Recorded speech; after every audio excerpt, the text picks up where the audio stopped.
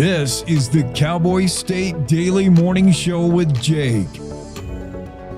The new way Wyoming wakes up. It's time to take a look at what's happening around Wyoming for Tuesday, February 25th. From the Cowboy State Daily Newsroom, I'm Wendy Kaur.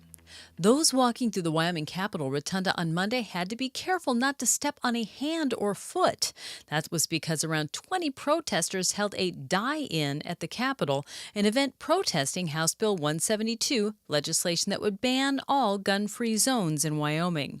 Cowboy State Daily's Leah Wolfson spoke to the organizer of the protest, who said the purpose of the event was to put pressure on the governor to veto the bill, an action he took on an almost identical bill last year. Some of them were wearing shirts with red paint splotched on them to kind of symbolize the blood that would result from a mass shooting event. I spoke to the event organizer, Sophia Gomelski, who's a student at the University of Wyoming, and she said the students want their voices to be heard. They feel like they've been left out and ignored during discussions on this bill. The bill is on the governor's desk for consideration after passing through the House and Senate. He'll have until Tuesday to veto it, sign it, or let it pass into law without his signature. A Worland man is being charged with cruelty to animals, among other citations, after allegedly shooting his 7-month-old puppy 6 times. Axel, a border collie mix, is recovering after being shot by his owner, 59-year-old Donald Wright.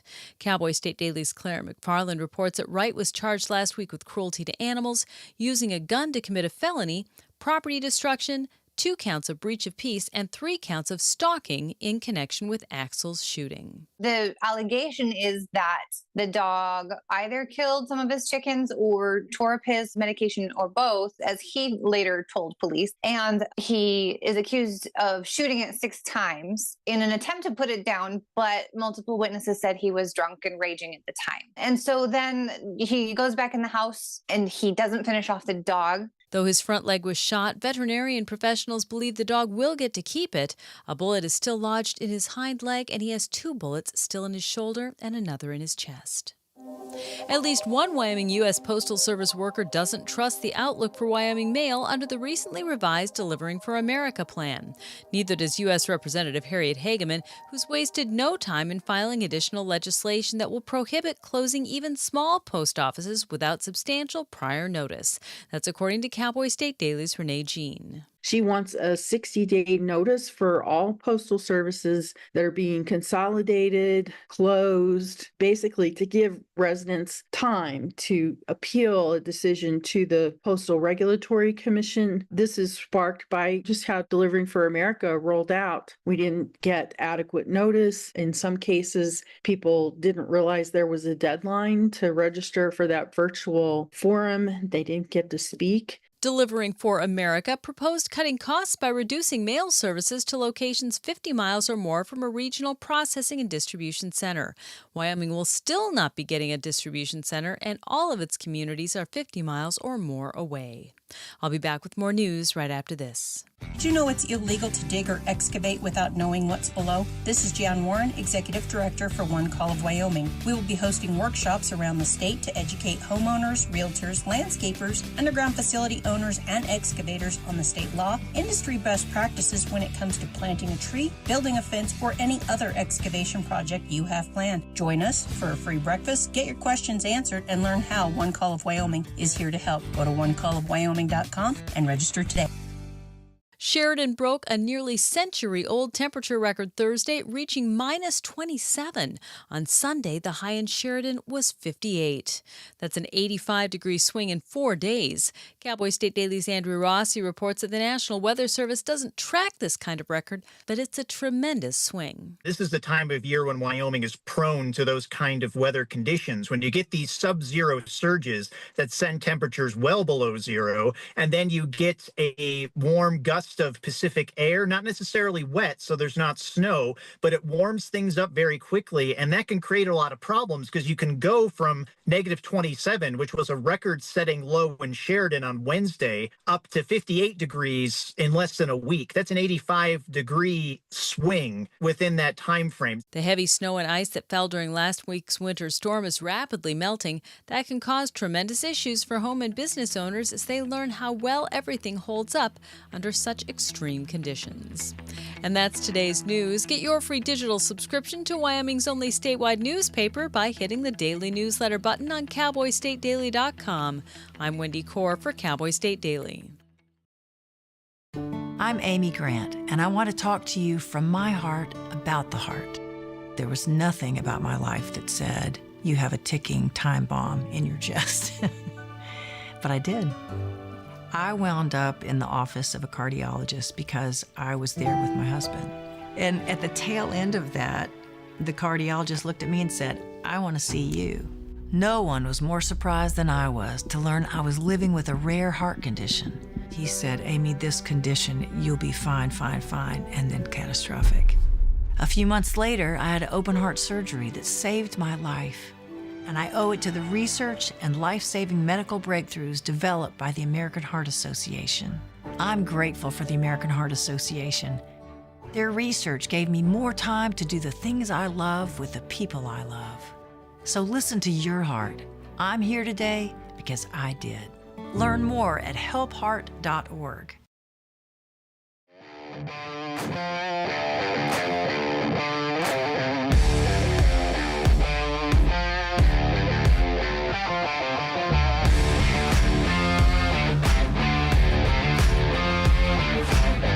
Cowboy State Daily. It's the Tuesday edition of the show. A dog shooter charged with cruelty to animals after he pumped 6 rounds into his border collie. Protesters stage a die-in at the state capitol, hoping the governor will veto gun-free zone ban. There's a law for that, and a law for that, and a law for that. A bill to stop mystery drones from flying around. There's a bill to make the post office notify the public of any drastic changes to policies. There's even a replacement bill to follow up on a bill to ban abortion if that's not passed. Shots fired in Powell blamed on fireworks in a Barney Fife incident. Someone tried blasting a hawk with a Roman candle. Responding cops accidentally fire a round into the ground. Thermop woman who ripped off the FFA while keeping their books changes her plea. She's looking at 30 years in the joint. And fresh into the UW Hall of Fame is Josh Allen and Jen Coker. Wait a minute, just Josh Allen. And John Wendling, by the way. And we're going to talk to John Wendling Thursday. Famous safety for the football team back not that many years ago. I'm excited to talk to him. We have special guests on the show today as well, including Matt Clunan, who possibly you have seen Matt Clunan. He is a former male model. Just trying to dress up the show a little, Jen. I like it. Yeah, I don't know who that is. Where does he model, or where did he model? New York City. He was discovered waiting tables in Martha's Vineyard, fresh out of Colby College. But really, his job is he's with this brand marketing company that utilizes AI. So he's going to basically tell us why we shouldn't be afraid of artificial intelligence. But I'm not going to be able to take my eyes off him, quite honestly. Yeah, that would be such a distraction. If I was going to go that way, I would go with Matt Clunan. He's a good-looking man. With hair. Or Andrew with hair. Inside joke. We're also going to talk with a Norwegian woman, Siv Harsted, who has an interesting life. She went from finding out she was not doing well physically. Her job, she just went stressed out. Her job, she went crazy, like 24/7 doing her job too hard to the point where she was like physically not good, to then climbing Mount Everest, doing this Antarctic trek. Yeah, she's really super cool. And Joey Arbor, who makes zombie tools. I have to have one. Yeah, that was a fun one. I agree. He's a must interview. Yeah, we're going to talk. Lots of good people, Jake. Yeah, we're getting really good guests. Then there's me. Well, you are really bringing it. Wyoming veterans are hopeful Hegseth will make U.S. military great again. I am too. Yeah, your story. What are folks saying? Why are they high on Hegseth? What has he done? What has he said that will? This is Secretary of Defense, by the way, Pete Hegseth. Has he indicated that he wants to make the military great again? Yeah, that's the message that I heard from the veterans I spoke to. And really, I mean, I didn't realize, but all of or two of them were under Obama. They had joined during the Obama administration, and they said they could see, and one was a Army Ranger, and he could see the standards start to slip. And he was is Ooh. talking about getting scuffed up, which is just fun to say. But that's when you're It's penalized with totally physical stuff. scuffed up. I love that. And he said that they kind of started cutting back on that. And that's just a very minor example. But they were, is lowering the physical standards too was an issue for them also.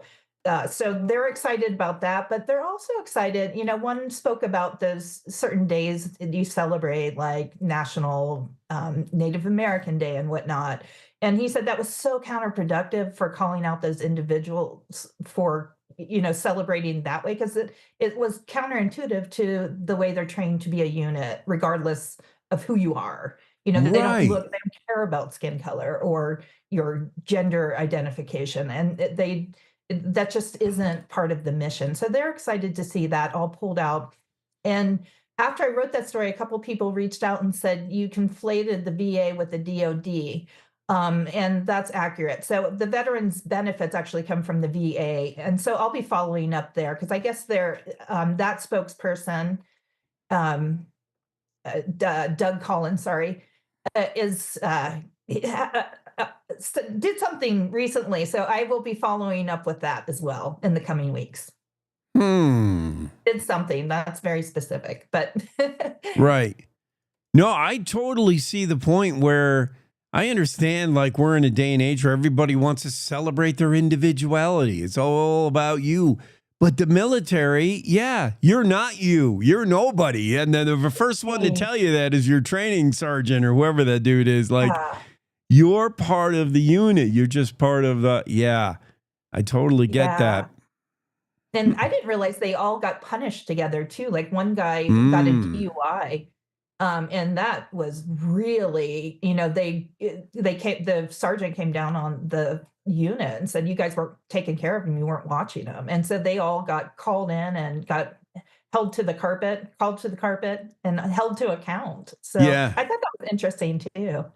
That is very interesting, you know, because that stuff isn't done anymore. Why was that lost? Was that, you know, this oversensitivity that we've gone to, the whatever, if you want to call it wokeness, I don't know.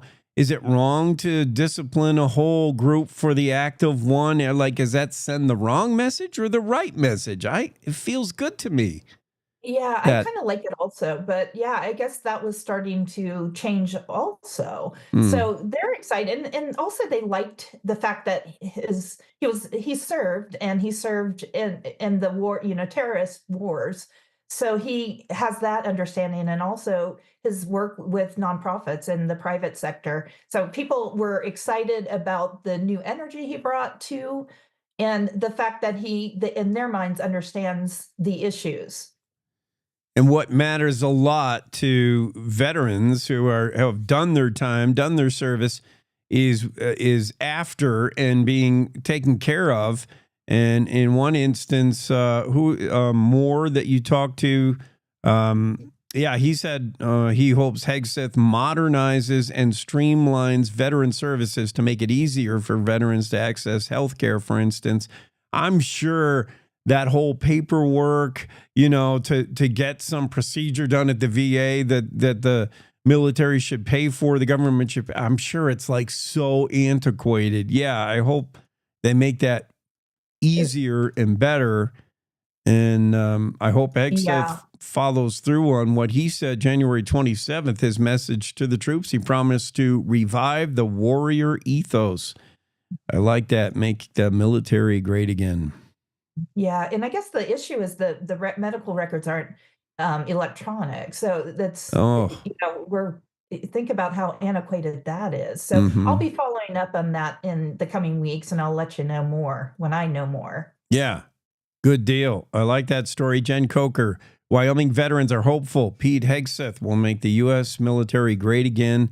Indications are there that he will. And Jen talked to some folks who are all gung-ho on Pete Hegseth. How about, I haven't had a chance to read fully this guy. A former law enforcement officer becomes a top psychic investigator. Who's Jeff Ginter? Jeff Ginter so he spent his life in law enforcement from an early age, and he's from the South. He's got that nice Southern accent. He grew up outside of Savannah and got into law enforcement early on and always had this gift, which he couldn't put into words at the time as a young kid. He just thought he was creepy, which it would be creepy to see dead people, which Yeah. literally he did. So he learned to kind of tamp that down, but he has this gift, and it took him a while to figure out what to do with it. So after his last law enforcement job was as a federal air marshal, and he got kind of banged up doing that. I didn't realize how physical that was. Those guys that are lurking in the airports. Yeah, that's physical stuff.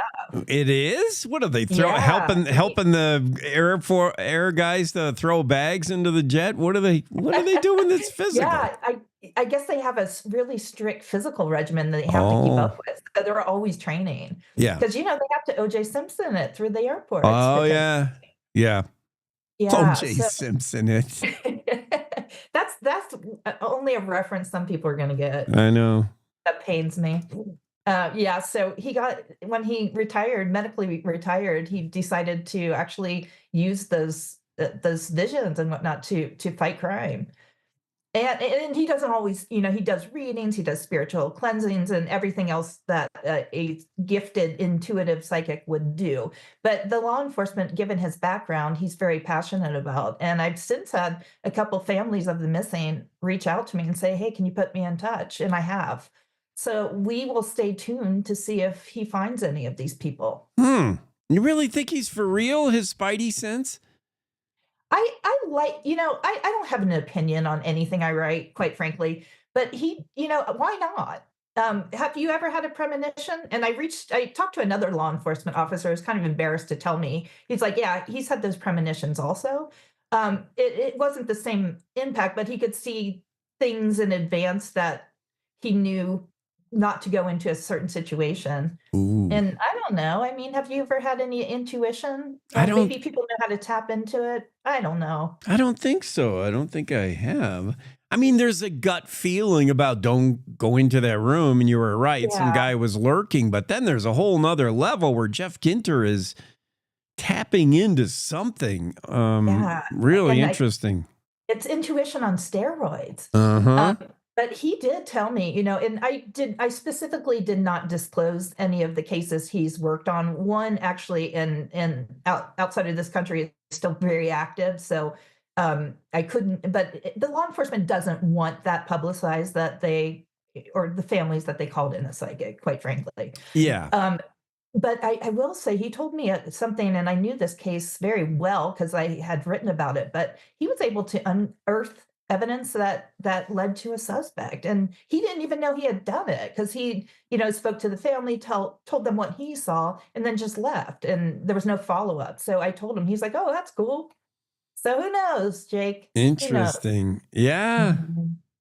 Well, there's things in this world we know nothing about. Woo. Yeah, that's Barney Fife reference. We do have a Barney Fife story today. That was a wild one. I know. That's wild one. The shooting at animals, that's a big day for Jen. Don't get me started on that puppy. I think like 99.99999% of us are really disgusted when we see a story like that. And if this was like Old West justice and we got the posse together, like no need for a judge kind of thing, we all get upset over stuff like that, don't we? What is it? Because the animals are innocent, right? When someone shoots someone else, human on human violence, in the back of your mind, you're thinking, well, maybe the guy deserved it. Maybe there's something happened. Maybe it was a bad guy shooting a bad guy. But when it's a dog, yeah, there's no way that dog did anything wrong, and that's horrible. Oh, Yeah, and animals embody all the good stuff that humans lack. That like pure loyalty and selflessness, and they're only as bad as their trainers.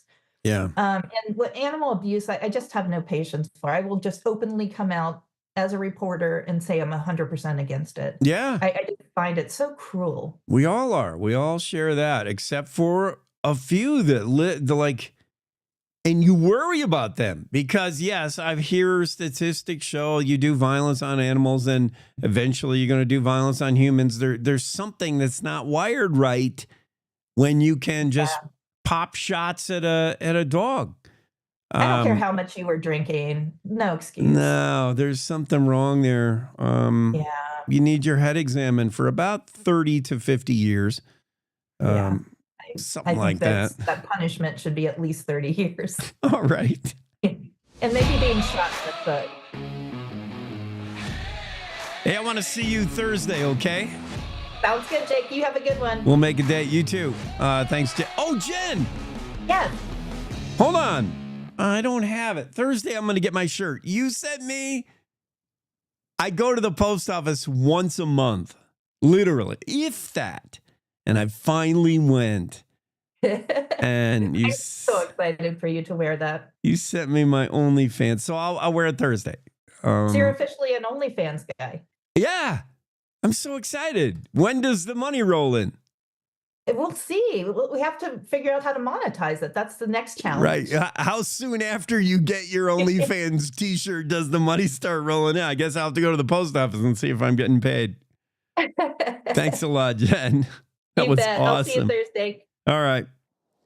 Jen Coker joins the discussion this morning. She sent me my OnlyFans shirt because that was my dream to get an OnlyFans account. I don't even know what it is, but I know other people that got them on their podcasts and their influencers. They make gobs of money, and that's my dream, is to make gobs of money. Even though I'm with Cassie Craven when I say money's not important.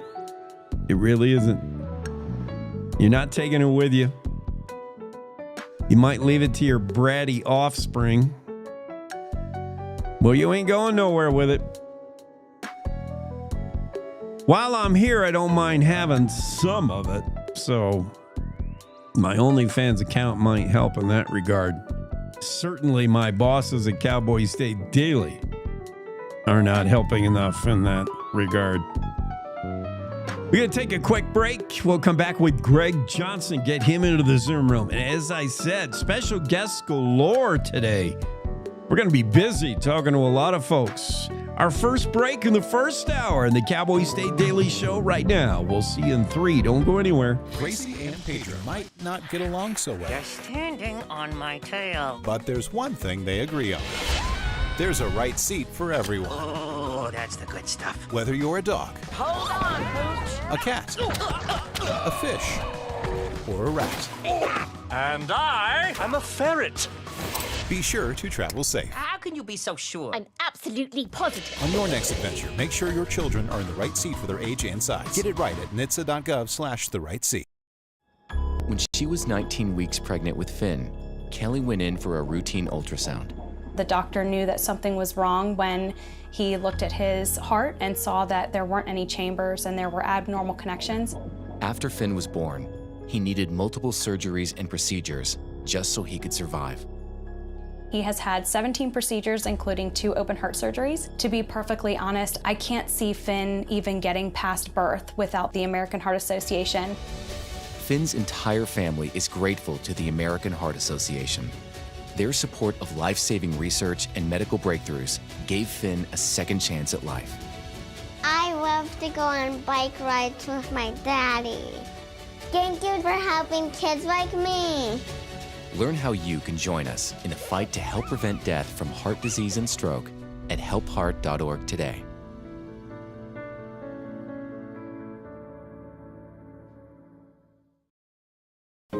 So I wanted to talk with you and your mom today, Lily, because some people at school have noticed changes going on with you, and we're concerned.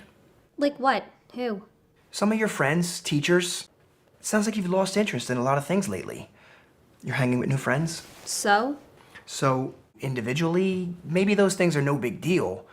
But taken together, and then the incident the other day, you were with Derek when he was caught selling marijuana. Yeah, he was selling it. Honey, we know. But we care about you and want to know what's going on. That's right. We just want to understand better and see how we might help. And if weed is a part of it, we just want to make sure you understand the negative consequences for someone your age, the physical and mental health effects, the poor decision making, and the confusing legal aspects these days. So what do you say? Can we talk? For more information about talking with your kids about underage use of alcohol and other drugs, visit underagedrinking.samhsa.gov.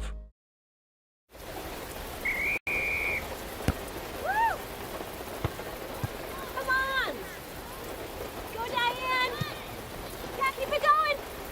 Yeah! Go, honey! If you love them enough to drive an hour to cheer them on as they get beat 11-0 in the rain, then surely you'll check nhtsa.gov/the-right seat to make sure they're correctly buckled in the back seat. Throw that ball, Diane! Woo! You got this!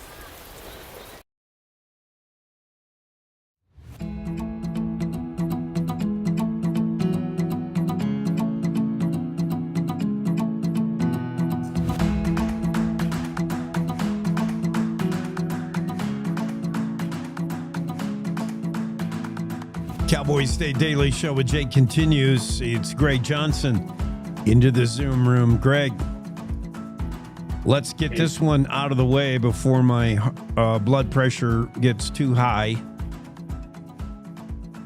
Dudley Do Right, or Dudley Do Wrong, I guess, 60-year-old, 59-year-old who shot his border collie. Yeah. Oh. Yeah, it's sad. Yeah, I tell you what, the stories of people abusing animals and pets almost always get more reaction than people doing the same to humans. Yeah. And quite frankly, it's probably because a lot of people like pets better than they like other humans. But in a way, Jen and I just talked about that. In a way, Jen said, animals embody all the things that are great that we aspire to be. Like, everybody knows the dog wagging its tail, no matter how much you abuse it. Whenever you come home, it's happy to see you, no matter what mood you're in. They don't do that. They just are happy to be there, happy to see you all the time. And boy, to think one gets abused like that, you're right. Those stories really generate, don't they? Golly. yeah, well, apparently, I guess he said the dog was like getting in his chickens. But that doesn't mean that you shoot it and want it to suffer. Allegedly, reportedly, he said he hoped the dog would bleed out. I mean, that's just. Well, you're not right for pet ownership. That's for one thing. And yeah, I would like to invite Dudley Do Wrong to come over to my place and have a chat with me. I think he might get scuffed up. As Jen says, I got a feeling Donald Wright will get scuffed up. Allegedly. Yeah, just a horrible story. But those stories, they really tug on the emotional heartstrings. They really get response in the comment section for sure. Leo Wilson had to be careful walking around the 20 protesters who staged a die-in at the Capitol. They were trying to influence the governor not to sign the bill that would ban gun-free zones. What do you think the governor will do? He vetoed the last time around, didn't he? Kind of the same thing. Well, he did, but I don't think he will veto this one because in the meantime, he was part of that group of the top elected officials who approved parts of the Capitol offices and stuff to be removed from that. And he has said that he didn't disagree with it principle, I guess there was something in that bill that forced him to veto it. He said so. This time, and this time around, he's got it in time. The for if he doesn't want to sign it or veto it, he can just let it go into law without a signature. And if he does veto it, there's enough time now that the legislature could overturn it if they want. True. This is House Bill 172, very much like a similar bill last year to ban these gun-free zones. Last year, the governor vetoed, saying primarily that he thought this is a decision that should be made at a more local level. School districts should make these decisions and decide policy, not the state. But I think there's a lot more pressure this time around to get with it. He's not necessarily anti-Second Amendment and guns. It was all about who gets to tell you where you can carry a gun, the state or any particular school district or college. Be interesting to see how that goes down. Yeah, I mean, either way, I don't know that a bunch of people laying around on the floor is going to change his mind. Like he walks in and says, "Oh, you know what? Now I'm changing my mind." Right. No, but that's the American thing, right? You can protest. I embrace that. I don't mind that. I wouldn't do it. I don't think it's influential terribly, but I respect your right to do it. And if you're passionate enough to do it, good for you. Got no problem with that. Mm-hmm. Boy, we just have so many bills, Greg. I wonder, I mean, that's what lawmakers do. Lawmakers' solution to every problem is to write a law, write a bill. But do we really need a bill that would attempt to stop mystery drones from flying over sensitive areas? To me, that sounds like a job for some ammunition and a high-powered rifle. But a bill to attempt to stop mystery drones is moving around Senate File 132. Meanwhile, the drone activity continues in Sweetwater County anyway. And Sublette. Yeah. Well, I mean, it's a lot like it's a lot like the squatters one. It's given local authorities like sheriffs and stuff a little more flexibility, a little more things that they can do to try to find out. And I tell you what, it's these aren't like someone's just out flying their little hobby drone. I mean, these are big drones with a long range and stuff on them. And the officials are concerned about where they're seeing them. So, right, over sensitive areas, power plants, etc. Large SUV-sized drones with the operator miles away, perhaps. And shooting one down might give you some indication as to what's going on. It could be a clue.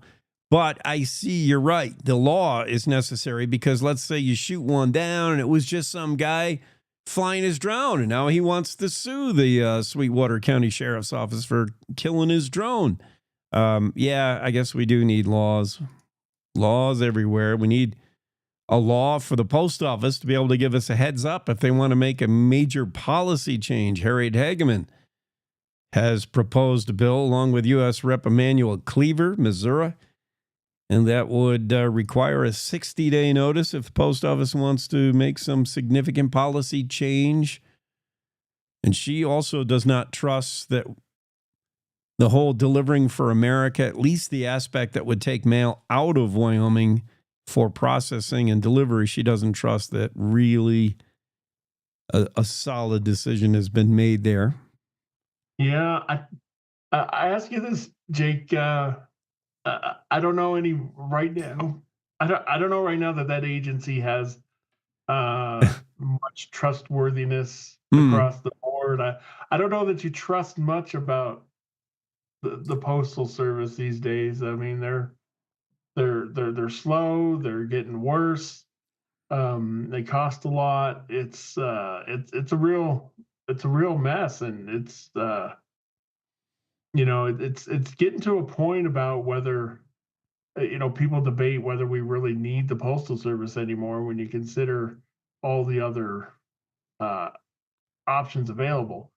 I will say that I don't think people think a lot about, when they're ordering stuff from Amazon or eBay or any of their online stuff, that these companies a lot of times for like the last leg of their deliveries, they're contracting with the post office to make the Yeah. last part. I mean, you check the tracking, a lot of it is, the last part is, arrived at so and so post office. Right. Right. And meanwhile, yeah, you're tracking it. And meanwhile, it gets across the country in like less than a day. It gets to your post office and it doesn't get to your house until like 5 days later. And you wonder, what's the hang Yeah. up? Well, and you see it I know. out for delivery. Yeah. And then arrives at the post office. Now the delivery and arrives. I think the biggest problem with the post office got a lot of problems. It's an old, antiquated system that needs revamped from the top down, from the bottom up, however you want to talk about it. But I think it's communication. DeJoy or whoever is Postmaster General, and the message that gets down to the troops. The troops are demoralized. You go into any post office, and those employees have no reason to live practically. They're just walking zombies. They don't like their job. They interface with the public, and 90% of that is negative. And they probably aren't paid enough. So somehow the message from the top down has to be better. And they also are unaware of anything that's happening, apparently. Everything I see, they don't know. The one guy quoted in this story says, well, I heard we're getting this such and such fancy sorting machine, but he's not sure. Nobody knows what's going on. There's no communication. There needs to be a better, the boss at the top needs to communicate with the troops and try to lift their spirits, because it's a dark cloud over the whole post office. I can't think of a spot where you'd be just kind of in the fire of people's complaints Oh, so much. I doubt how many people go to the post office just to say, I love what you guys are doing. It's a thankless job. It's not up to them, and it's got to be kind of, knowing that that you're working for this agency that just, I don't know how much faith you yourself can have in your own. Which is a big deal. It's not their fault. Right, because at least let's compare, the post office worker who has to hear Karen screaming about, where's this letter? It says it's, where's this packet? And they have to go back to their own tools, which is probably a computer a zillion years old, using software that's older than that. And they're like, I really don't know where your package is. Whereas a similar interface with an angry public, it would be like an IT guy who is outsourced to, Pakistan over the phone.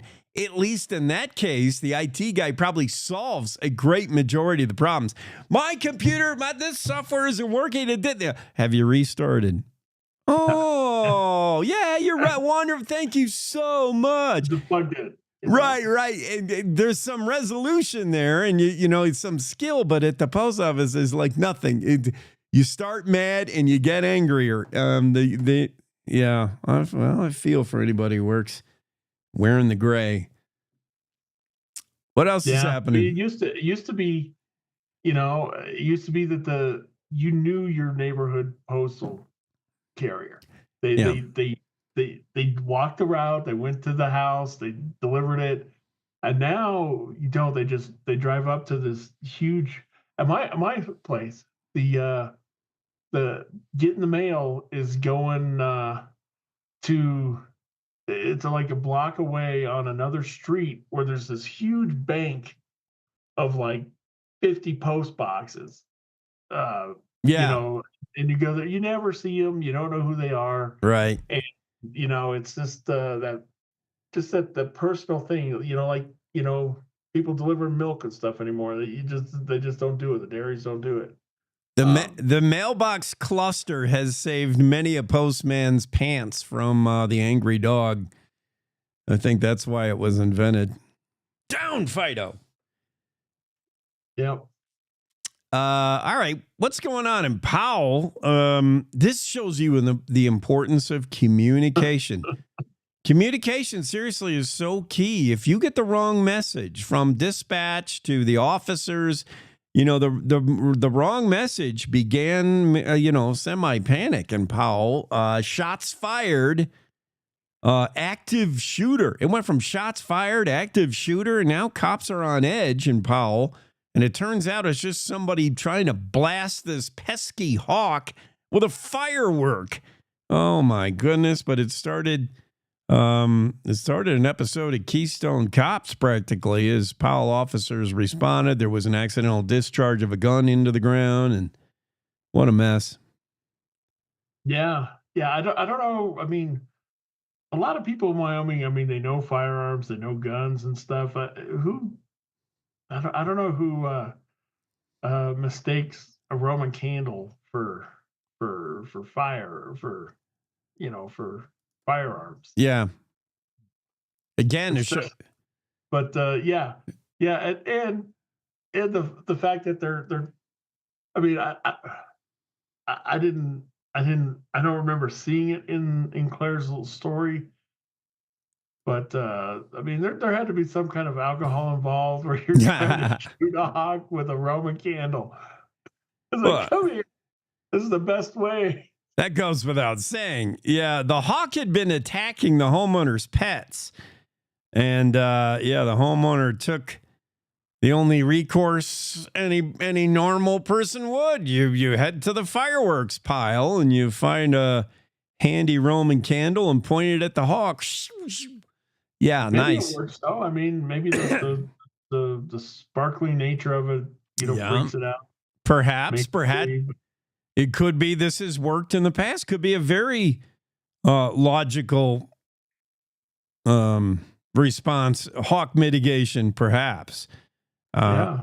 But if you've seen those videos that people post every once in a while where they're just out having fun, playing with little Fifi, the little poodle in the backyard, and they're running around, and all of a sudden the hawk swoops down and oh, jeez, picks up Fifi and flies off with it. Goodbye. Yeah, I thought you were going to say, the viral videos where people are messing with fireworks, and all of a sudden you got one that goes off, and it's like doing its own thing, spinning around. Everybody's diving for cover. Yeah, that happens too. Fireworks and hawks, yeah, it's a bad mix, but it was communication here. You look, one problem compounded another. A firework going off was mistaken for a gunshot. Problem one. Problem two, somehow that info got relayed into shots fired, active shooter. How did we get there? These problems just compounded until you got edgy police officers who are a little nervous, and things could have been way worse. Communication is key. How does an officer accidentally discharge the weapon? Ask Barney Fife.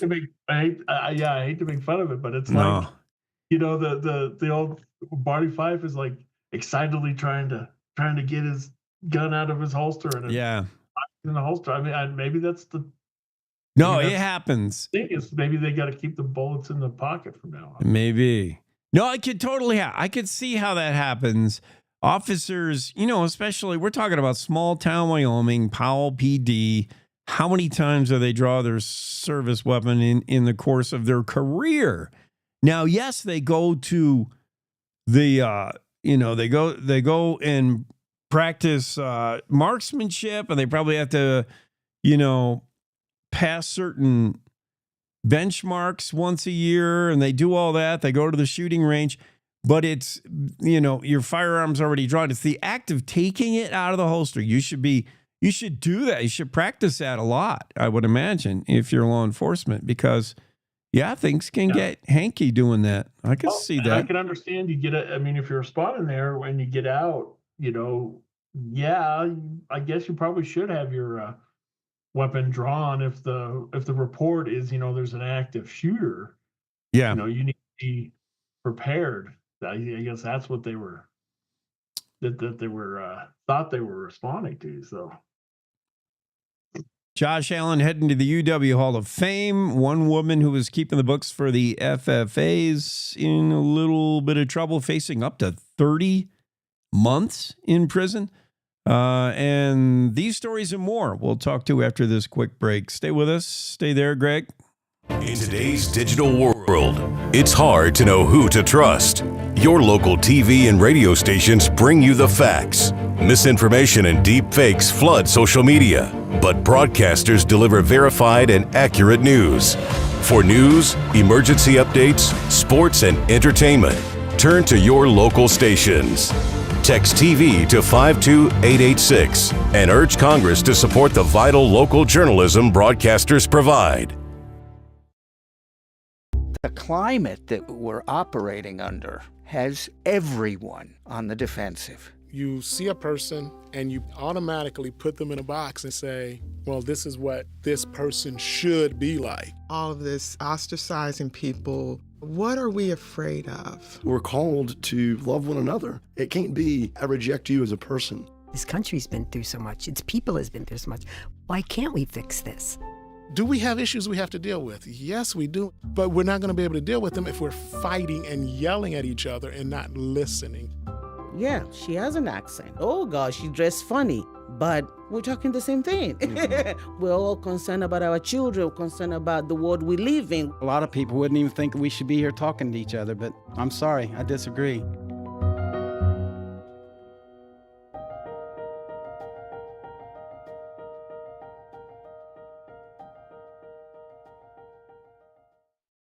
I don't think that many kids in my son's school even do it. He makes fun of his friend who vapes. He would never try it. She's into soccer. She's on the honor roll. She's just not the type. No way. No way. No way. No way, my kid would never vape. Get your head out of the cloud. Today, nearly 8,000 kids will start vaping. Maybe even yours. Learn about the dangers at talkaboutvaping.org.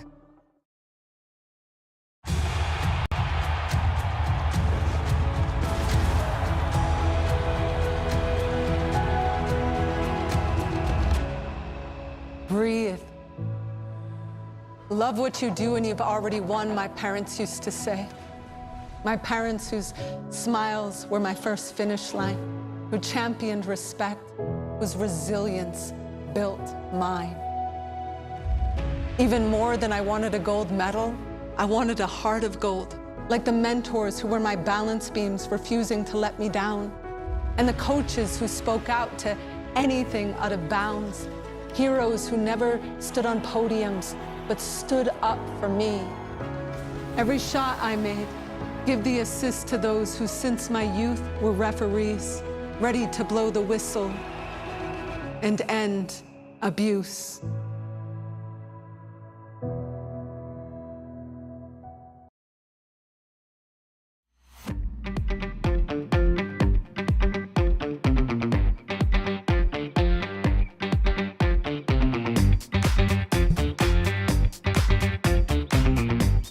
Cowboy State Daily Show with Jake continues in hour one. Greg Johnson, managing editor of the Cowboy State Daily, in the room. Josh Allen headed to the University of Wyoming Intercollegiate Athletics Hall of Fame as part of the 2025 class. Excited for Josh. I didn't. I makes you wonder: is he going to come back for that? Because he hasn't been back since. Sally Ann said no because he's going to be playing football. The event is September, so he'll be more than likely busy. Yeah, that's a little important to. Yeah, we don't want to take him away from a Super Bowl run next year. I didn't realize the numbers he put up. I knew that he had that 1 year where he was the whole team. I mean, without Josh Allen, UW wouldn't have probably been above 500, and yet we won a bowl game. But he put up some pretty good numbers. Over 5,000 passing yards, 767 rushing yards. Two-time team captain. Scored 57 touchdowns. Wow. Yeah, those were the days, huh? Yeah, man. Those were the days. If we could only have had him and then John Wendling on the other side of the ball as a safety. I remember Wendling, like, you did not want to catch a pass against Wyoming when Wendling was back there playing safety because he was coming like a freight train. We're going to have him on the show Thursday. I'm so excited to talk to John Wendling, who is also part of that 25 class headed to the UW Hall of Fame. Yeah. I mean, that's a cool thing, you know. Mm-hmm. I mean, he was NFL MVP and everything. I mean, that's amazing. That's what people will remember you for. But yeah, to be in your college's, you know, Hall of Fame type of thing is something that, you know, long after he's retired and everything. I think that's something you appreciate more, even, you know, even later after the career's over. And he's a guy who will appreciate it, I think, talking about Josh Allen, because I think the reason people gravitate toward him and like him is because he's a regular guy and a nice guy. He you know, there's athletes, multi-million-dollar athletes that are probably not very nice people, and they might have a bit of an ego. But Aaron Rodgers. Who? Aaron Rodgers. Oh, yeah. Rodgers gets named as one of those kind of people who rubs folks wrong. Yeah. Yeah. But Josh, look what you know, I'll bet if Josh Allen, you know, gets into the UW Hall of Fame, wins the Super Bowls, already won an MVP, and they'll ask him, what's the most important thing of all those things to you? He'll say, getting married to Haley Steinfeld. Like, his priorities are in the right place. He's just such a good guy. During his acceptance speech as MVP, he calls out the mailroom dude. He's like, shout out to Slick Rick. Not only does he mention him, and Slick Rick has tears when he hears it, but there's a new car waiting for him when he comes to work the next day. Josh Allen bought him like a Tahoe or something. Just bought him a car. Like, what a cool guy. Yeah, I mean, yeah. He's he seems just the genuine guy who is still the guy after, you know, people make a big deal of him being the guy. Mm-hmm. So. And his sign off, legendary. It's already on stickers and bumper stickers and coffee mugs. Do good, be good, go Bills. What more needs to be said? Thermopolis woman accused of taking at least 15 grand from the FFA alumni pleads guilty. Cody Stewart, 36-year-old. Hot Springs County District Court. Claire McFarland has the story. Facing 5 counts of felony forgery. She wrote herself a lot of checks to the point where the checking account for the alumni was in the red. Oops. She's changed her plea. Originally pled not guilty. She's now pleading guilty and will accept whatever the sentence is. Meanwhile, the district attorney, Dan Itzen, who's been busy, he's in the news all the time. Natrona County he's like the busiest prosecuting attorney of the month. He agrees to no more than 30 months. Still, that's pretty stiff for an accountant getting jiggy with the books. Woo. Yeah, but I mean, it's like people who abuse the pets. It's, you know, it's not like, I'm not saying it's okay to embezzle from your work, but it's a different level when you're stealing from kids. I know. The kids group. These are kids. They don't have to be in FFA. You know, they're learning and keeping the farming, the farming lifestyles and stuff alive, and someone is stealing from them. I know. That's There's no doubt we do take into account the victim, is there? Whether it's a dog or the poor kids, or we do take into account the victim, and that's how we make our judgments for the most part. Us people, us news consumers. It's true. yeah, they do. I mean, that's and that's why people justify, well, it's okay to steal from Walmart because they got everything. They already got all this money. Right. Right. Yep. Norman Jackson's got a secret recipe to chili, I guess. His Texas red chili voted #1 at the API Chili Cook-Off in Casper Saturday. That's the 5th time Jackson has won the event. His secret, should we reveal it? He told Renee Jean what it was. Yeah. I mean, it's shocking. Shocking. The secret to his chili. He said salt. The right amount of salt is key to your chili. He must know what he's doing. It's funny. He just shrugs it off like Josh Allen would shrug off accolades. I'm just a team guy. He's just saying, this chili, it's just what I make every Sunday at home. It's nothing special.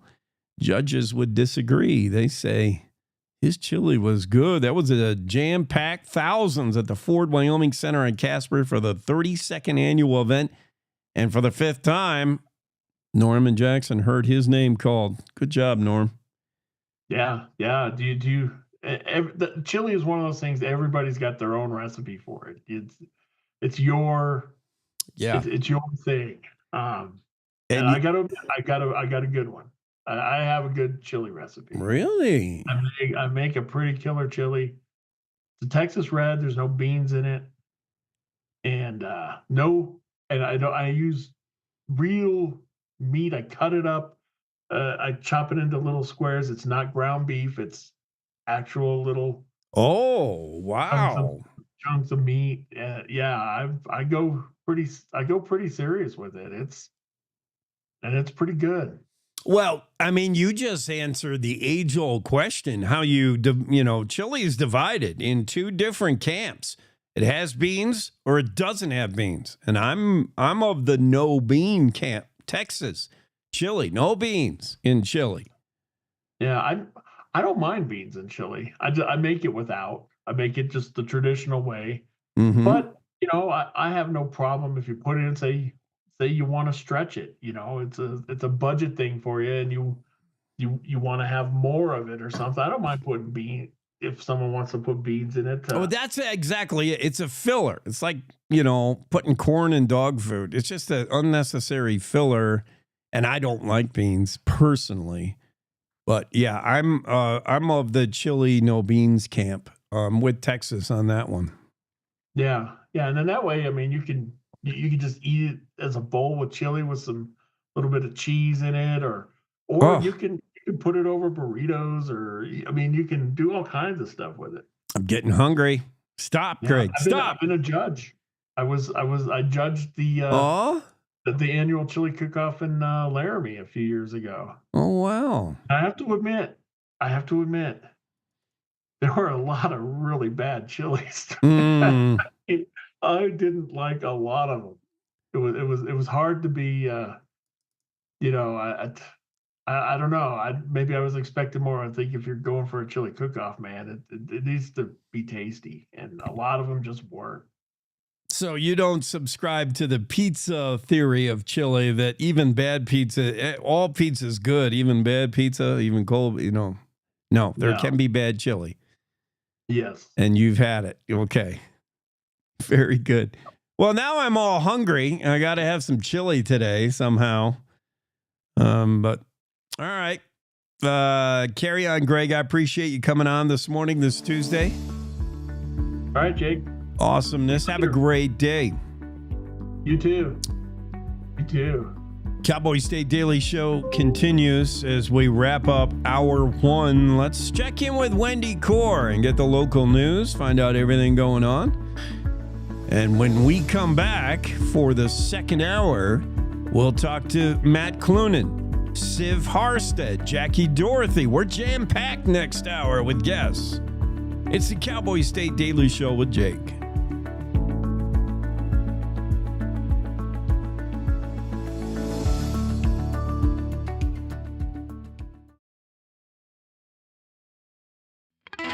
It's time to take a look at what's happening around Wyoming for Tuesday, February 25th. From the Cowboy State Daily Newsroom, I'm Wendy Kaur. A bill giving Wyoming homeschool parents freedom from submitting curriculum to local school boards will head to Governor Mark Gordon's desk for final approval. The Homeschool Freedom Act, or House Bill 46, was passed on third reading by the Wyoming Senate on Monday by a 28-2 vote. Cowboy State Daily's Dale Killingbeck spoke to the leader of the Wyoming Homeschool Association, who was celebrating the passage of the bill. It means that if somebody wants to homeschool in Wyoming, if they're just starting out homeschooling and they don't have any kids in schools, it means that they don't have to contact the local school district at all. They can just start homeschooling their children. But all homeschool parents do not have to notify their local school district annually anymore with a curriculum. They don't have to do that. It was an annual requirement, and now, as of July 1st, if the governor signs a bill, it will go away. If Gordon signs the bill, the legislation would take effect July 1st in time for the fall school year. A Douglas man who shot his former Green Beret cousin to death after a night of drinking has been sentenced to between 48 and 62 years in prison. 44-year-old Mark Helms killed his cousin, 38-year-old Nicholas Velasquez, on September 13, 2023. At his sentencing, friends characterized Helms as a truthful man, a good friend, and a hard worker, urging the judge to consider Helms' traumas and show mercy.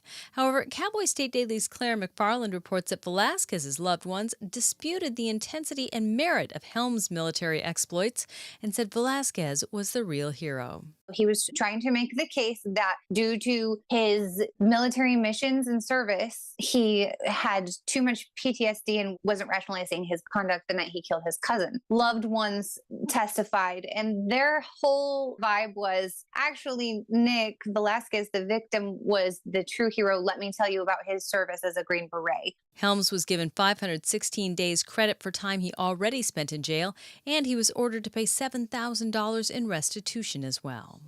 A bill intended to prevent Wyoming's prized trout waters from being mobbed by unregistered out-of-state fishing guides passed the Senate on Monday, a vital step toward Governor Mark Gordon's desk.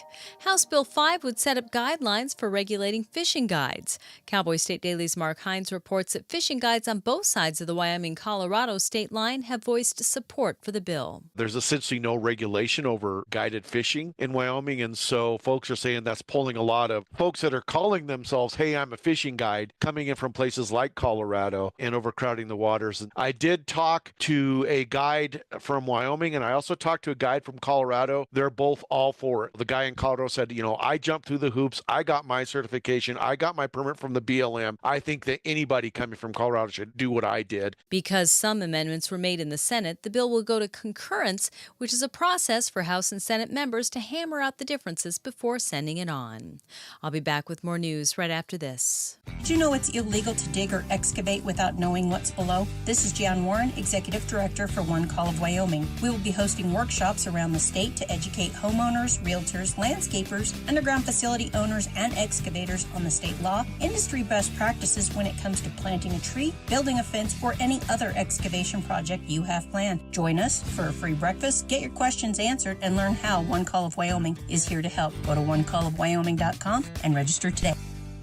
Fresh off being named the NFL MVP earlier this month, Buffalo Bills star quarterback Josh Allen is in line for another notable commendation. He was one of 7 former University of Wyoming athletes named Saturday to the UW Intercollegiate Athletics Hall of Fame.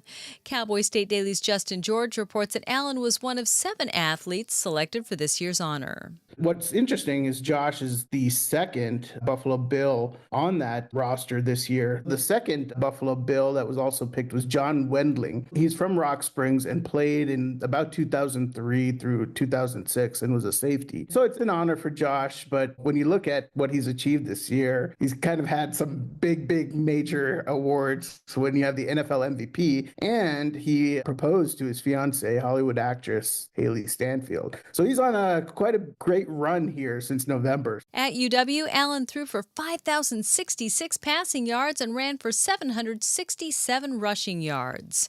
He was the 7th overall pick in the 2018 NFL Draft, the highest a Cowboys player has ever been drafted. And that's today's news. Get your free digital subscription to Wyoming's only statewide newspaper by hitting the daily newsletter button on CowboyStateDaily.com. I'm Wendy Core for Cowboy State Daily. From Yellowstone to Devil's Tower, the Bighorn Mountains to the Teton Range, Cheyenne to Sheridan, Rawlins to Ralston, Cowboy State Daily Morning Show covers the state like no other radio show or podcast. We love Lovell. We're eager to share the stories of Story, Will Crow About Crowheart, and Yodel Over Yoder. Whether you make your home in Sweetwater, Chugwater, Powder River, or Green River, the Cowboy State Daily Morning Show will make you feel right at home. Jeffrey City, Atlantic City, we see you. Little America, Big Piney, you're on our radar. Howdy, Wapiti, Meeteetse, Shoshone, Ten Sleep, good morning, welcome, Torrington, Riverton, Wheatland, Lusk, Lingle, Lander, Timber, Casey, Kerwin, Moorcroft, Mountain View, Moose, Fort Bridger, Fort Laramie, Fort Washington, Hannah, Hudson, Hewlett, Dayton, Daniel, and DuBois. We are east of Weston, west of Midwest, north of Newcastle, and south of Sundance. Border to border, we love Wyoming and every one of its communities, bar none.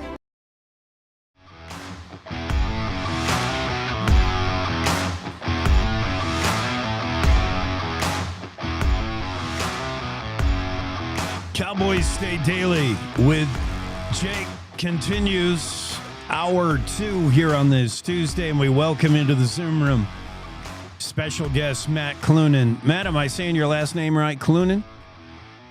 Yeah, you got it right. All right. So here's why we're talking to Matt. Other than my great fear of artificial intelligence, and you're going to talk me down off the ledge, I hope. Matt is the VP of Global Brand Marketing at Fiverr. He oversees the continued growth and expansion of Fiverr's brand. That's FIVERR. And the extra R is for extra recognition, I guess. Matt, give me the elevator pitch of what Fiverr does. I know you connect businesses with skilled digital freelancers and other humans, and you do it with AI-enhanced a base. So what is Fiverr? What do you do? Give me an idea. Yeah, good morning, Jake. Thanks so much for having me on. And yeah, I'll start with kind of what Fiverr is and then more kind of leaning into the AI piece of it. But Fiverr is, as you mentioned, a global online marketplace that connects businesses with freelancers for digital services. So if the business needs a new website made, if they need someone to help manage their social media accounts, if they need voiceover, if they need someone to create a radio ad, whatever it is, there's a freelancer on Fiverr that can probably help them with that skill. And it is kind of a global marketplace of freelancers all around the globe helping with these tasks. And really, AI has been this thing that seems like it's everywhere. Everyone's talking about AI. AI is going to take our jobs, all of these types of things. And I think freelancers aren't alone in fearing what AI is. And so, I think Fiverr is thinking about things in the way of, how can we leverage AI to help our freelancers succeed? Because ultimately, if they succeed, we succeed. So we're really thinking about AI as a tool to allow freelancers to be more efficient with their time and additional ways that they can kind of monetize their work and really get credit for it moving forward. And you are New York City based, offices in Tel Aviv. You are global. And what you're doing is kind of what could be used by us here at Cowboys Day Daily. I have, station IDs or things that I would like voiced. I would like certain voices. I would like to reach out, find someone who could maybe work that way. I need video editors, stuff like that. You can put me in touch with those people around the globe who I'm sure you have on a Rolodex or the new version of Rolodex is. But how do you use AI to do that? I don't understand that part. Yeah. So yes, to answer your first question, yeah, I think like there are freelancers that would be, perfectly suitable for your business, no matter what the task is. I think for small business, medium-sized business, there's freelancers of kind of all skills, all price points available on Fiverr. So I think it would be great, for someone like yourself to use it. But yeah, when we're thinking about AI, how does it actually work? So Fiverr last week just announced Fiverr Go, and what Fiverr Go is initially is kind of two pieces that we just rolled out. The first is a personal AI assistant, and the second is what we're calling an AI creation model.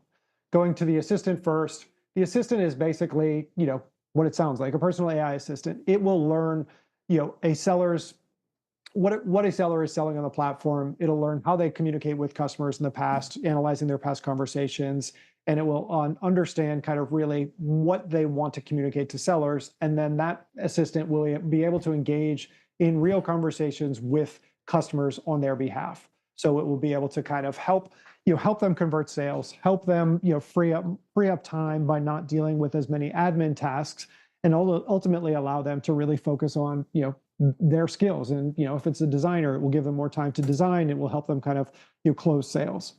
The creation model is basically it will allow freelancers to upload samples of their work and work they've done in the past, and then it will generate an AI model which allows them to sell AI generated work.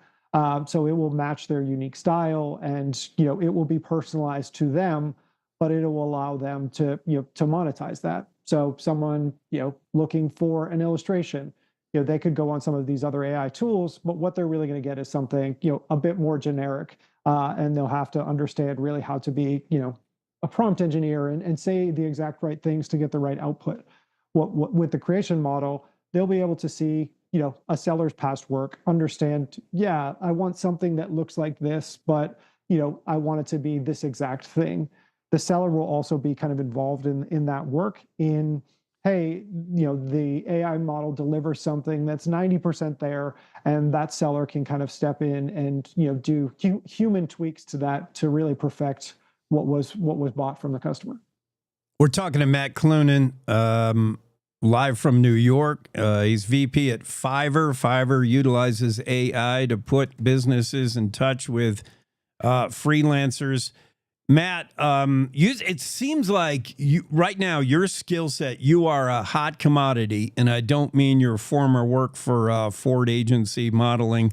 What you do, your fingers on the pulse of the future, man, and able to do. Everyone needs marketing. Everyone needs brand. It's all about branding, and then to be able to harness some tools of the future, futuristic tools. But I'm still scared, Matt, of AI.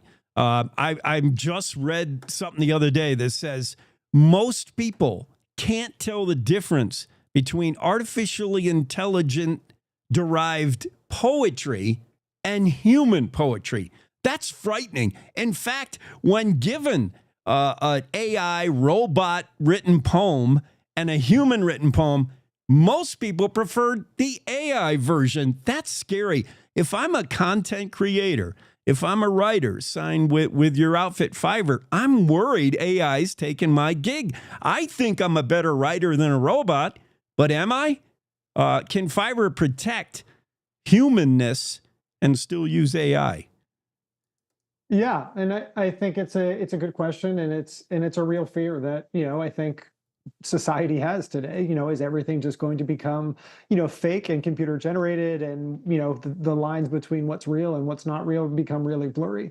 And I think at the heart of it, and the way we're thinking about things here is ownership, and really kind of ownership is crucial to all of this, because if humans aren't given credit for their work, or if they're not compensated for their work, there's going to be less of a desire to really create things. So I think, making sure that, we as society are designing AI in a way that still provides credit back to those people creating the work, I think is essential. And I think when we were developing Fiverr Go, that was kind of at the heart of it here, is making sure that we're providing ownership to those freelancers and those buyers buying that work from them, and not just turning it into this very generic amalgamation of all things, and it's just really losing its authenticity. And I think there's been technologies in the past that have freaked everyone out. I think AI is just very big and very fast in terms of how much it's changing things and the potential for how it will change things in the future. But I think it's ultimately a tool that we can hopefully all use to make our lives better, to really create opportunities for how we can make money, how we can spend more time doing other things besides working. So I think while it is a fear, I think the opportunity is going to be bigger than the fear there. I feel a little better. Thank you, Matt. We can harness AI and we can be the masters of it. We don't have to worry that it's one guy going to consider humans unnecessary and eliminate us. From Fiverr's own website, AI might be able to drive soon and edit your writing better than you can, but it will never compete with your human touch and your insights, Fiverr says. I like that. You guys do a whole bunch of stuff. You can find over 700 skill sets ranging from AI to programming, digital marketing, content creation. Who are you contracting with? Who are you working with? Now you're in New York, you're in Tel Aviv. Give me an idea of the scale of what Fiverr is doing on a day-to-day basis. Yeah. So, I guess the freelance side of things is global. So there's freelancers kind of all across the world that are, selling their services on Fiverr. I think, Fiverr provides a great scale for them to kind of reach customers. So if you're a seller located in Paris, France, you're able to kind of sell not just to, the local Paris network that you're connected to, but you're able to sell kind of all over the world. And I think from a buyer perspective, we're serving businesses of all sizes. So I think in the very early days of Fiverr, when it started 15 years ago, it was a lot of really small businesses using the platform. And I think what Fiverr provided was really good value for money. They were able to go on the platform and buy, everything for $5. That was where the kind of a name originated from. But over the past 15 years, the platform has really evolved to serve businesses of all sizes. So it's not just good for that one-off task where you need something created for your social media account, but you need someone to help manage your entire social media portfolio, manage all your channels, define a strategy, help create content, all of it there. So I think the platform has really evolved from a kind of one-off task to a platform that can really be, a resource for large-sized businesses. So business of any size, any industry, given that there's over 700 categories on the platform, there's really something for everyone in every business there to be found. And I think price points as well. There's things that can be found at a very low cost, but there's also things that can be really expensive if the highest quality is something a customer needs. Fiverr operates all over the world, freelancers and businesses spanning an estimated 160 countries. Company founded in 2010. We're talking to Matt Clunan. He's been with the operation since 2019. And Super Bowl ad in 2020. I mean, there's nothing Fiverr can't do, big or small. How do we find you? What's the essentials, the URLs, and all that? Yeah, so for anyone that wants to find out more information, can head over to the website. It's fiverr.com, and that's FIVERR.com. And if they want to find out more about what we're doing with AI, they can check out Fiverr Go at fiverr.com/go, G-O. I'm excited. Maybe one day we can utilize your business. Certainly, Cowboy State Daily Show could take advantage of what Fiverr does. Maybe you can too, folks, you listeners, you viewers. Matt, thank you for your time today. Appreciate it.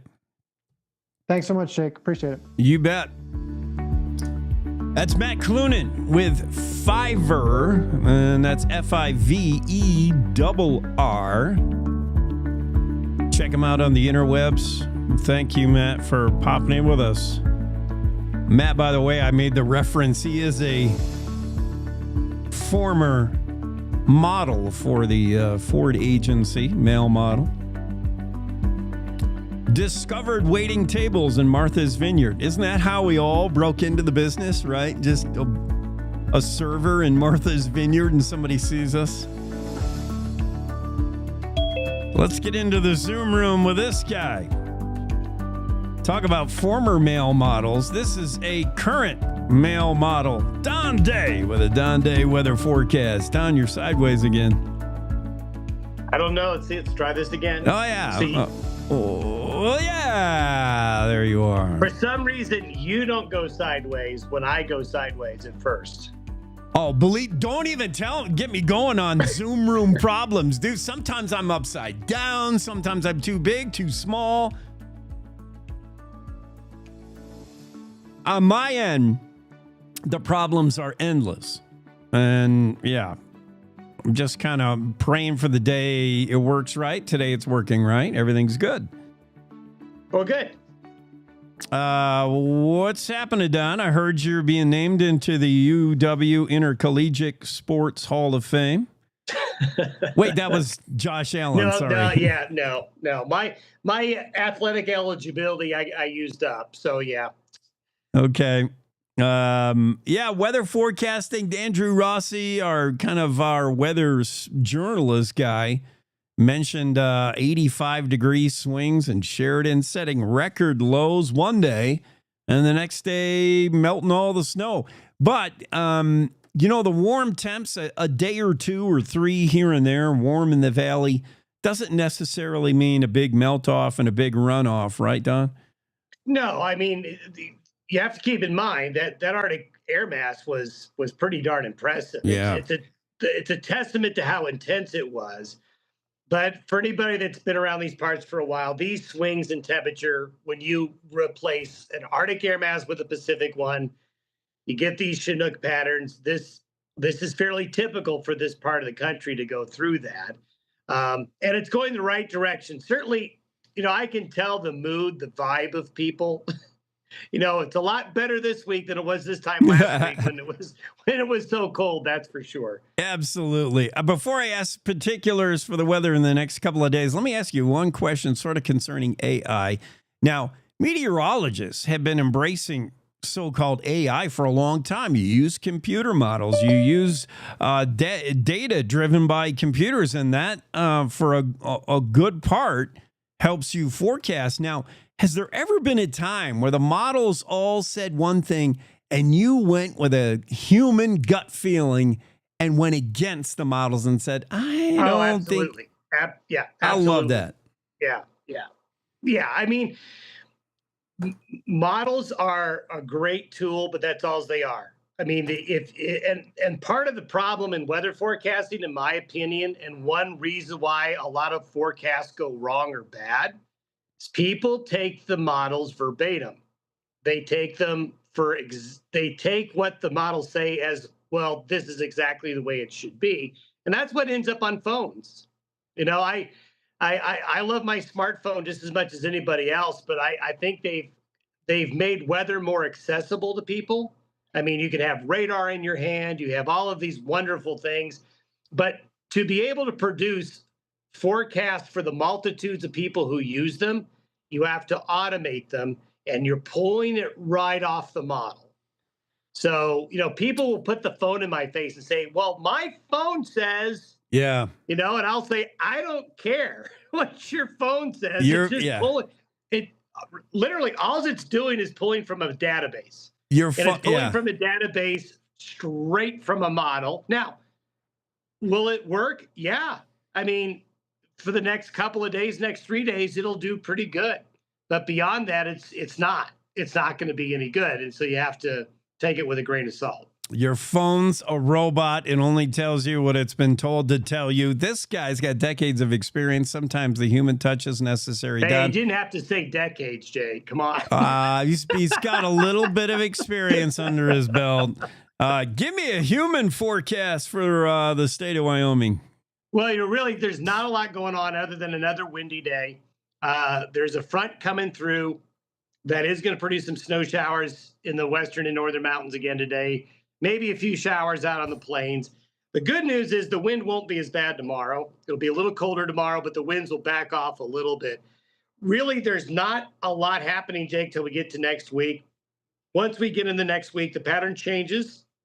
And while we don't see Arctic air coming back into the state, we see Pacific storminess starting to come off the coast and into the interior west again. So there'll be plenty to talk about a week from today or as we get into early next week. But we're in this gap. We're in this break in the weather. Take advantage of it. It's not a trend. It doesn't mean spring is here. What it does mean is a more late winter, early spring pattern. I mean, hey, Saturday's March 1st. Yeah. So, yeah, the weather is complying with the calendar, sort of, and we can kick back this week and put it on cruise control a little bit. Okay. Thanks, Don. Have a great day. Day weather forecast. You get it straight from Don Day, not some machine that's reading a bunch of computer models. We're going to Norway next. I'm not kidding. Siv Harstad joins the show right after these. My name is Dre, and I had a stroke when I was only 16 years old.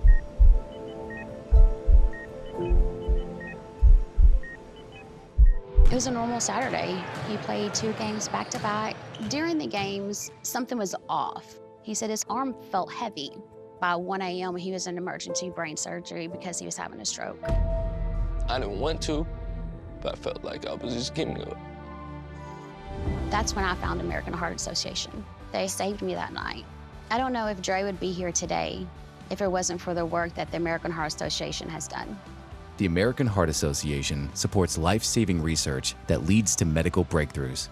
We are fighting to help prevent death from heart disease and stroke, educating people on prevention and early detection, and working every day to find treatments and cures so you and your loved ones can live happier, healthier lives. To learn more, go to heart.org today. When you hear the words nonprofit organization, what comes to mind? Is it a place your dog called home before finding you? Is it an organization that supports accessibility? Is it a place that ensures your safety and that of those you love? That protects endangered wildlife and habitats or fights for our most basic needs? It's impossible to show all the ways nonprofit organizations make a difference in our world. One animal, one person, one cause at a time, but it's not impossible to be part of it. When you give what you have to a nonprofit organization that needs what you can give, you help promote, protect, and strengthen the reach of these incredible organizations. The Nonprofit Alliance is here, helping connect people like you to the nonprofits that enrich your life, your community, and the world we share. Reach out to a nonprofit organization that inspires you today to find how you can help make the world a better place. The challenges our planet's animals are facing sometimes feel a bit heavy. The animals haven't eaten in a day, 2 days, they haven't drank anything, they're cold, they're dehydrated. As soon as we started our descent, everywhere I could see was mud, just absolutely mud. The country has been in prolonged drought for so long, it was like a tinderbox waiting to go up. Okay, very heavy. Each of us wants to be part of the solution, and we can be. Remember that there's good happening right now. At home. All right, we were able to get into your unit, and we have all 4 of your cats. So, okay. And around the world. For any animal in any disaster. So let's focus on that, right? Be part of the solution, one rescue at a time. Search ifa.org/disaster ready.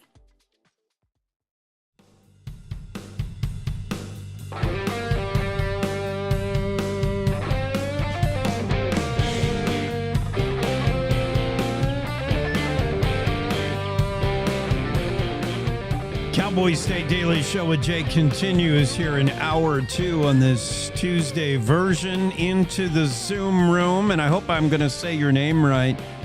Siv Harstad. Am I anywhere close, Siv? Yeah. You're. Just like it looks, huh? Yeah. Are you, by any chance, joining us live from Norway? Yeah, I'm in the mountains of Norway. No way. I'm so excited. So the first thing I have to ask you is stupid, I admit. It's nothing to do with who you are and what you've done. And by the way, Civ is what I'm going to call a summiter. She sees a mountain, either real or metaphorically in her life, and says, I'm going to the top. She's a summiter, and we'll tell you why in a minute. But first, because you're the first person I know from Norway, met from Norway, I have to ask you if you've seen the movie The Wave. I love that movie. Yeah. I haven't seen it, but I know about it. Okay. Yeah. It's from the West Coast here. Yeah. I love it. I love it, love it, love it. If you ever get a chance to see it, watch it in the true, watch it in the language and with the closed captioning if you don't speak Norwegian. Is it Norwegian, the language? Yeah. Yeah, it is. I love that movie. So please send word to your president, your prime minister, whatever you got over there, that I love that movie. Cool. If you could. So why, there's so many, I don't even know where to start, Civ. You are a TED Talk, you're an inspirational speaker. You are someone who, let's start from the beginning, I guess. You worked in the corporate grind, you worked in HR, and you worked, like a lot of us, to exhaustion. Like you worked too much stress, too much. So take us back then. When was it, and what was it like? You didn't even notice that you were killing yourself working. No, because I've been in management consulting and I'm kind of used to a heavy workload. And then I changed over to the finance industry and became head of HR over there. And, it was just too much. And it's like I say, I do everything really well. So even overworking, so my mind and my body didn't agree anymore, because my mind was like, keep going. And the body was like, hello, I don't agree anymore. So I did see the signals, like I didn't sleep and, all of these typical burnout signals. But, I thought I had control, but in the end, it was just too much. And I think one of the biggest and most important lesson is like, if you don't sleep, you don't regenerate your body and all of these important things that actually happens because we think we can sleep 5 hours or whatever. And we can't, because we need more, Yeah, you weren't sleeping. Short-term memory loss. You didn't even notice it. Your blood pressure was through the roof. Things were not good. And your body was trying to tell your mind that, and your mind's like, I'm doing what Civ does, and I'm keep going. And so it's good to have a mind that wants to keep going, especially if you're going to try to climb Mount Everest, and your mind says, push through it. But it's also good to have a body to tell your mind, there could be a real problem here. Maybe we got to. So how did you get from recognizing that you were doing unhealthy things at a job and you fixed things, you changed your life? What did you do to change your life? And then we're going to figure out how do we got to Nepal from there. Yeah.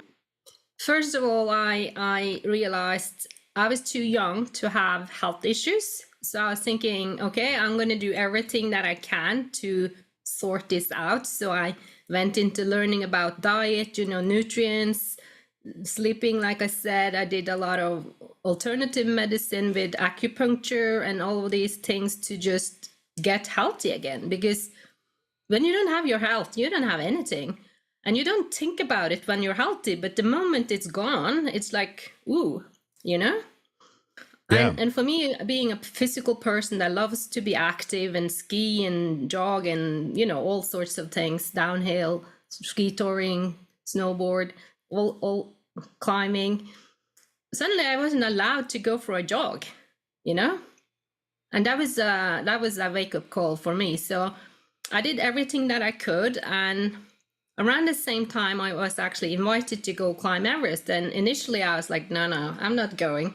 even though I already had climbed my 8,000 meter, I was like, nah, it's too dangerous. I'm not doing it. And I also had fear of heights. I used to have that. So I was a little bit like,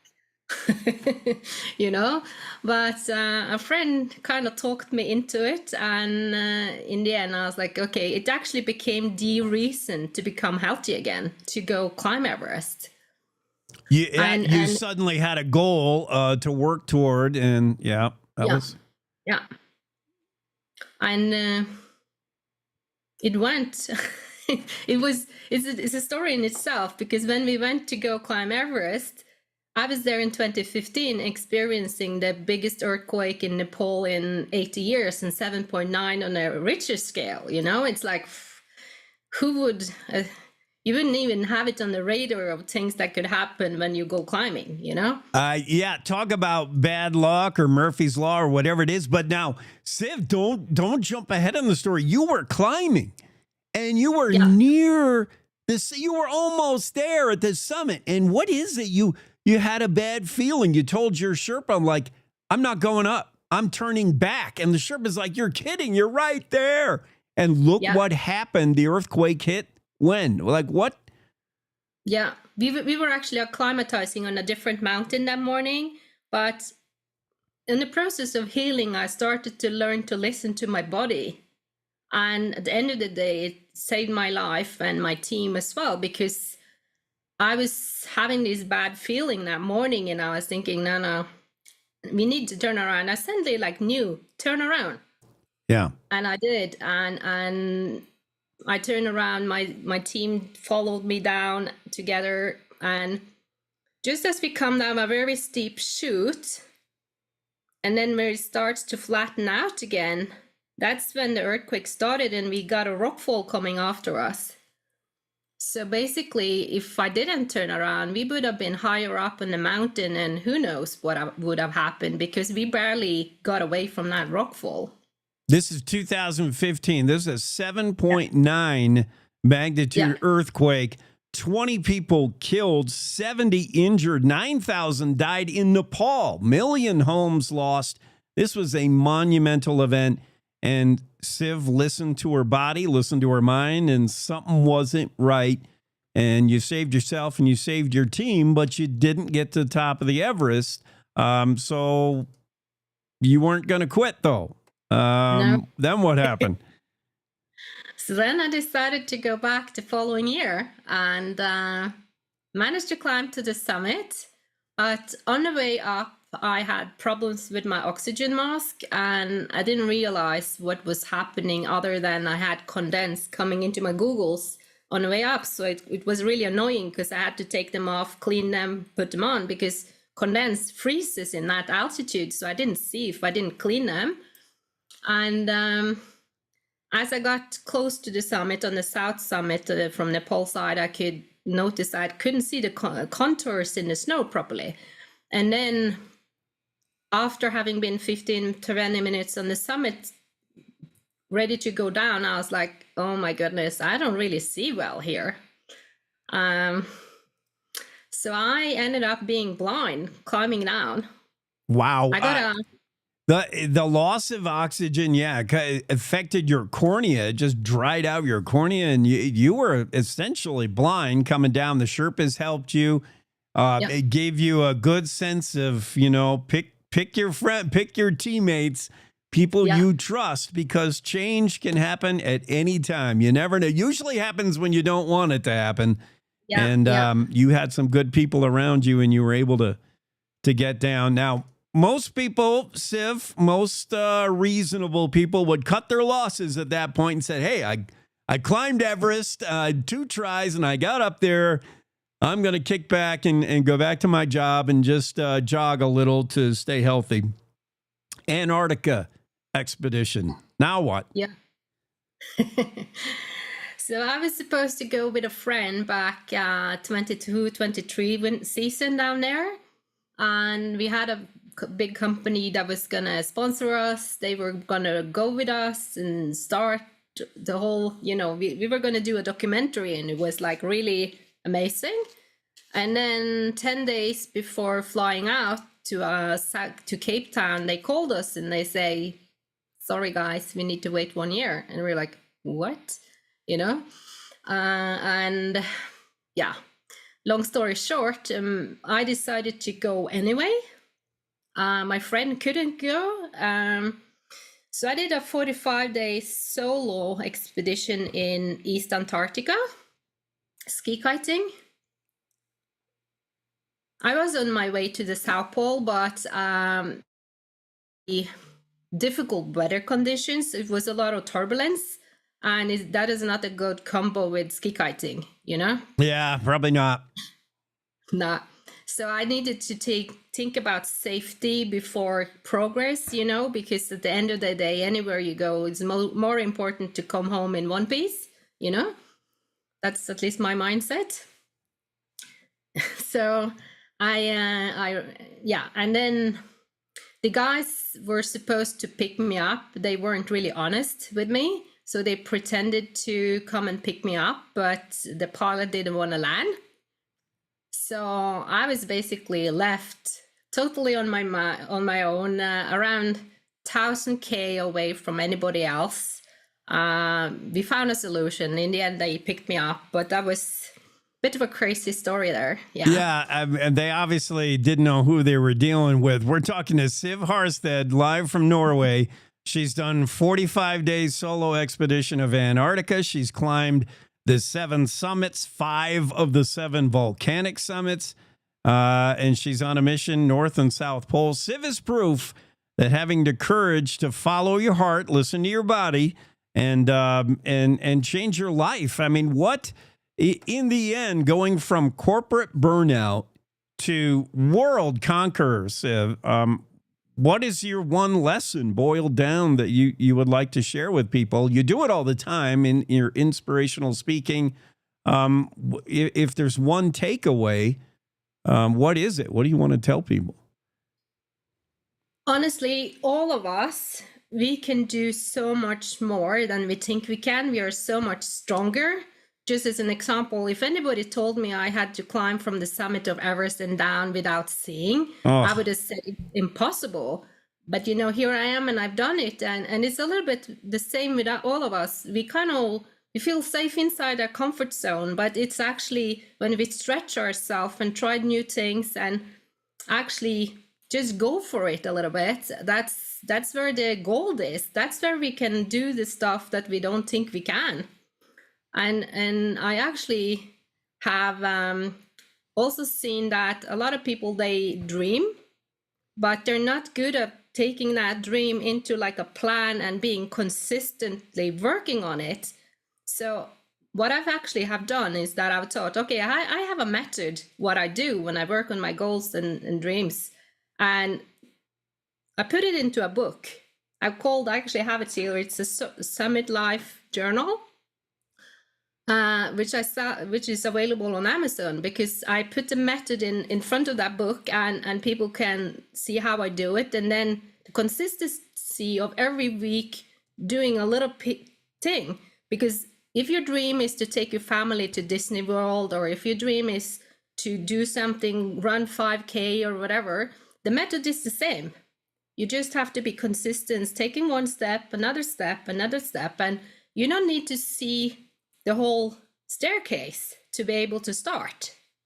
And I think that's also a challenge for people, because they think they need to know everything they have to do. It's not the truth. Just take one step. Yeah. The longest journey begins with that first step.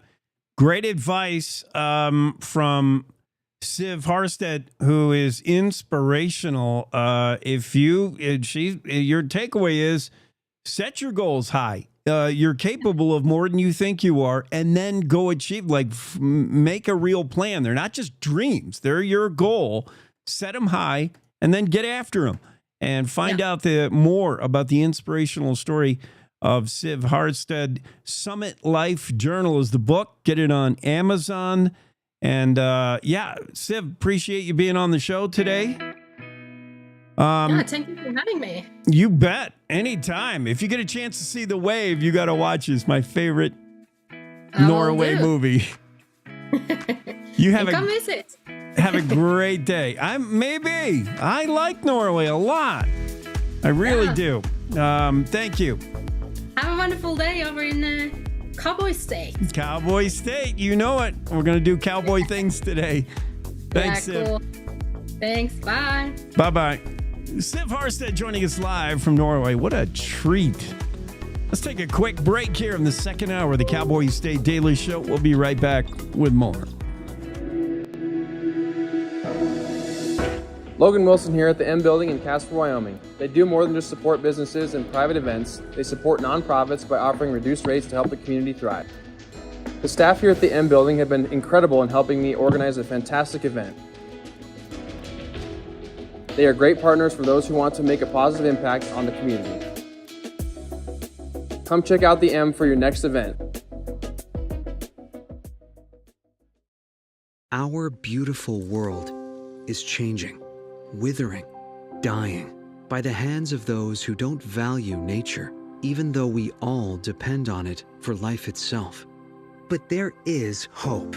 Together with caring friends, the Nature Conservancy can restore our lands, heal our waters, and save our wildlife with big solutions only nature can provide.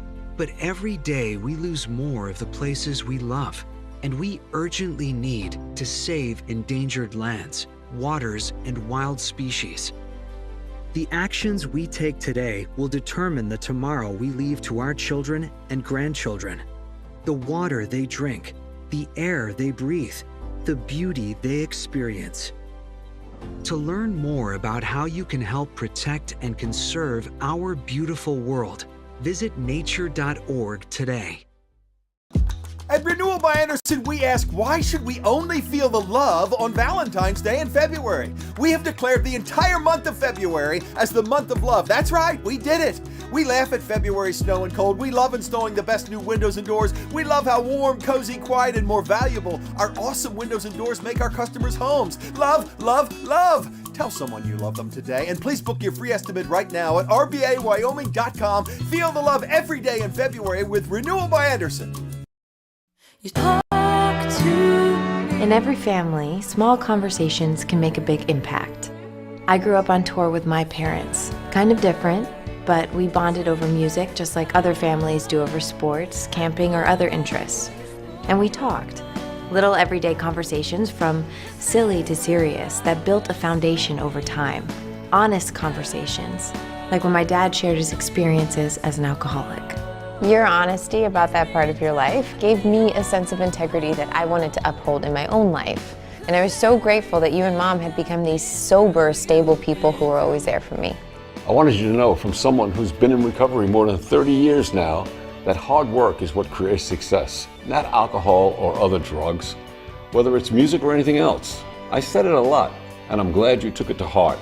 Talk, they hear you. For more information about talking with your kids about underage use of alcohol and other drugs, visit underagedrinking.samhsa.gov.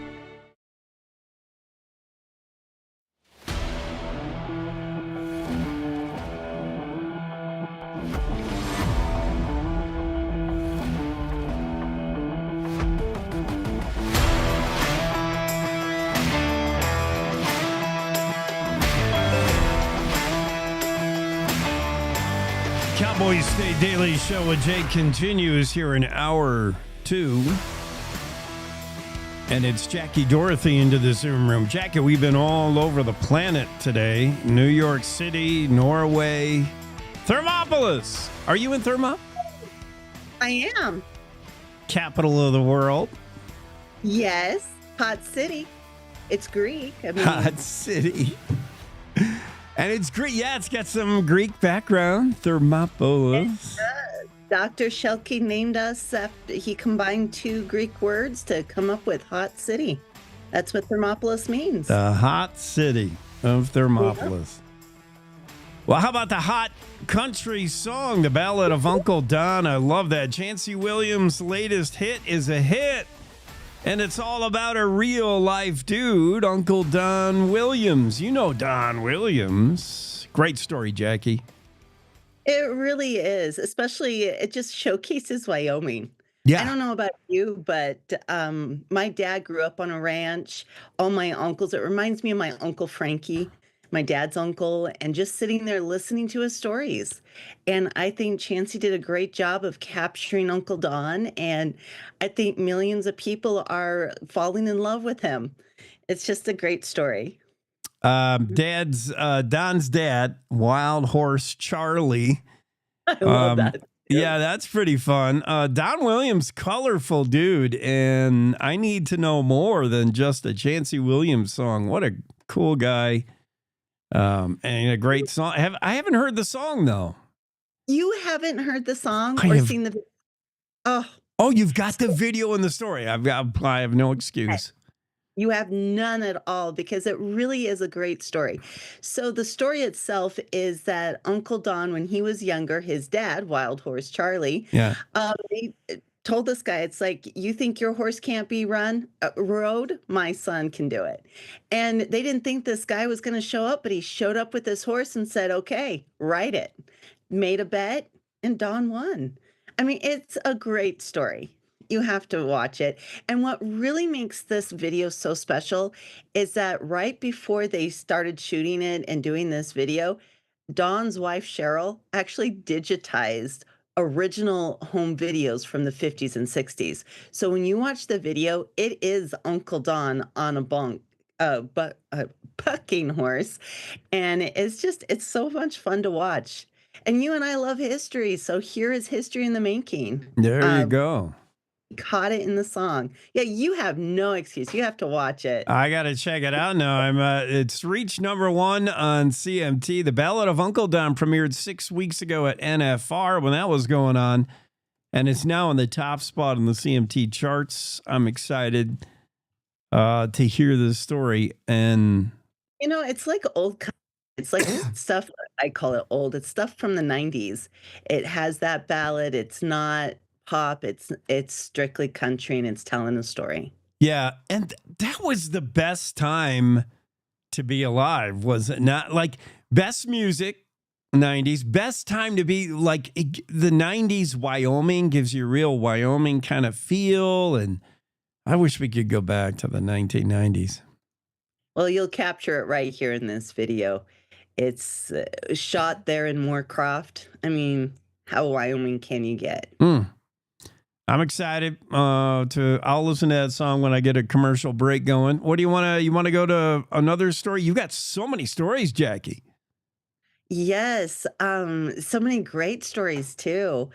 I had the opportunity to visit with a florist. Jerry Kinsler has been a friend for over 20 years, and to sit down and learn new things about him, to learn how he saved lives with his flowers, that was pretty fun. That was amazing. That was like, people got flowers from him and the flowers died, and that tipped him off to a gas leak or so. What was that about? Yes, and apparently this has happened at least twice. He said he went to go, the guy's like, my bouquet died. And it was like only a day. So he went to Right. get the bouquet, and he says, it doesn't die like this. One rose will die, they'll kind of slowly fade, but the whole bouquet was toast. Replace it, but you got to call the gas company.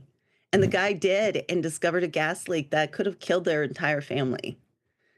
Crazy. And it's like the canary in the mines, I guess. He had Yes. the roses in the house. Totally. So if your roses or flowers are acting up and they're suspiciously dying all at once, not like my bouquet on my table where one flower is dead, the carnations are still alive.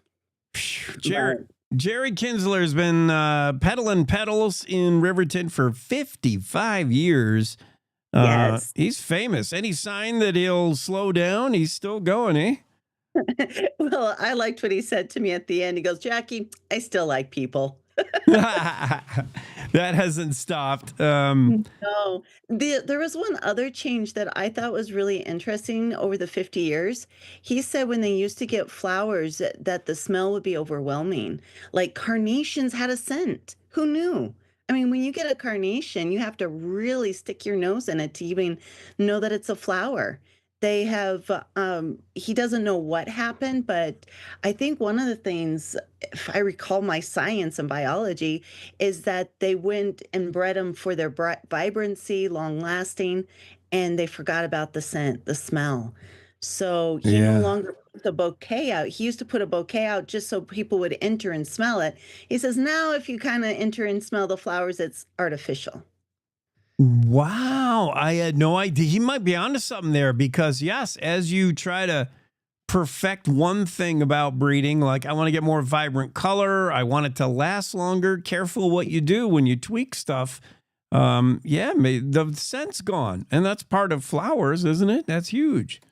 Yeah, I know. That's one of my favorite parts of when you're like in wildflowers and you're in a field and you can smell them, the clovers, all of that.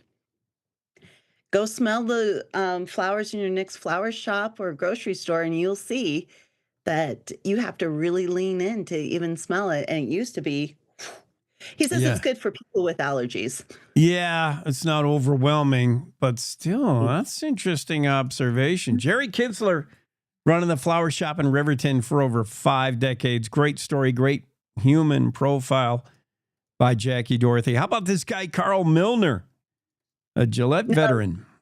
This is another fun one. I have actually skied for years up at Antelope Butte and Yeah. did not realize that Carl was missing a leg until he was changing legs one day. Oh, And you're man. watching him change his leg, and he's like, yeah, I need this one because I'm going snowboarding, and this one is for skiing fast. And he has actually designed his own prototype as well and sent it on to companies that are now used worldwide. And what is amazing about Carl is his story. He was in Honduras. He was there getting back the Panama Canal. His words, he summed it up. He was trying to keep the bad people out of America. He said the Contras were the beginning of ISIS.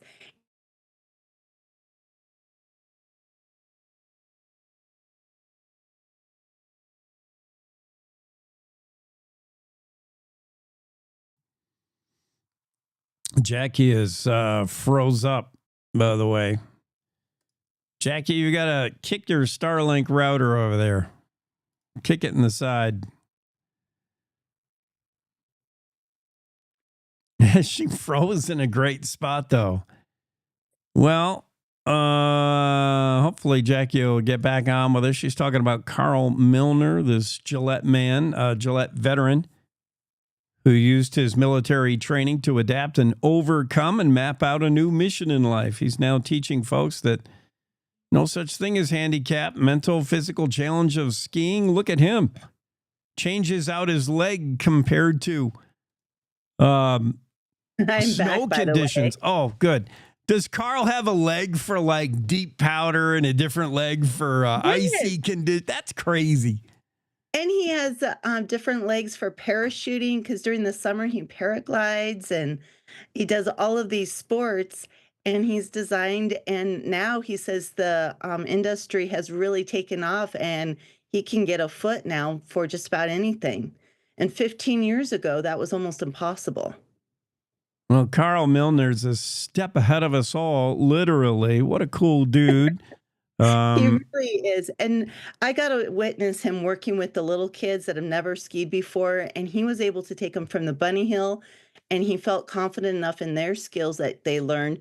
Within an hour, they're on the big hill skiing with us. And you could see that he had imparted to them that they were in control. Because you do see a lot of kids out of control on the hill sometimes, and that can be scary. So to watch his compassion, to watch what he does with these other people. I mean, a blind skier, he actually took a blind skier and was able to give him that independence to be able to ski. It's amazing. So when I'm up there complaining that it's hard to ski, I'm going to remember that. No, you got Carl Milner to think about. When we lost you, you were explaining the injury back in the 80s. He was in Honduras. He took a bullet in the knee. And it came out the ankle. Ooh. Yes. And I was trying to figure out the angle that had to be at. And then you're trying to visualize that in your head. And then what ended up happening is that he had untreated diabetes on top of this leg amputation. He said he was much better off. They were trying to save the leg. They just couldn't. And then he said they leave the wound open to let the skin itself heal over. And because of his diabetes, he actually gained almost 500 pounds and was in a wheelchair for 5 years. So it wasn't like up on your feet and going at it. They were trying to get him healed. And it took 5 years. And he lost the weight and started skiing. And skiing was hard for him as well. He broke a knee. He ran into poles and trees and just about everything because the people teaching him did not know how to teach someone that had no feeling in their leg. And so he had to figure that out on his own. And how he got started with the teaching, well, you figured this out, Carl. Can you help this other veteran, this other amputee? Yeah. And this history, he got his certification and he helps people. I mean, he's helped seniors get on the ski slope with walkers. They have this special slider that they can do. Again, the freedom. That's what it's all about, the independence. Yeah. Carl Milner says he's never missed that leg, and he brings a real-life experience to what he's able to do now and teach others. We're out of time. We'll talk to you again Thursday. Pick up more of your stories, Jackie. Thank you so much for popping on. Jackie Dorothy on the Cowboy State Daily Show with Jake. Time now for news with Wendy Core. We'll see you on the other side. It's time to take a look at what's happening around Wyoming for Tuesday, February 25th. From the Cowboy State Daily Newsroom, I'm Wendy Core. Those walking through the Wyoming Capitol Rotunda on Monday had to be careful not to step on a hand or foot. That was because around 20 protesters held a die-in at the Capitol, an event protesting House Bill 172, legislation that would ban all gun-free zones in Wyoming. Cowboy State Daily's Leah Wolfson spoke to the organizer of the protest, who said the purpose of the event was to put pressure on the governor to veto the bill, an action he took on an almost identical bill last year. Some of them were wearing shirts with red paint splotched on them to kind of symbolize the blood that would result from a mass shooting event. I spoke to the event organizer, Sophia Gomelski, who's a student at the University of Wyoming, and she said the students want their voices to be heard, and they feel like they've been left out and ignored during discussions on this bill. The bill is on the governor's desk for consideration after passing through the House and Senate. He'll have until Tuesday to veto it, sign it, or let it pass into law without his signature.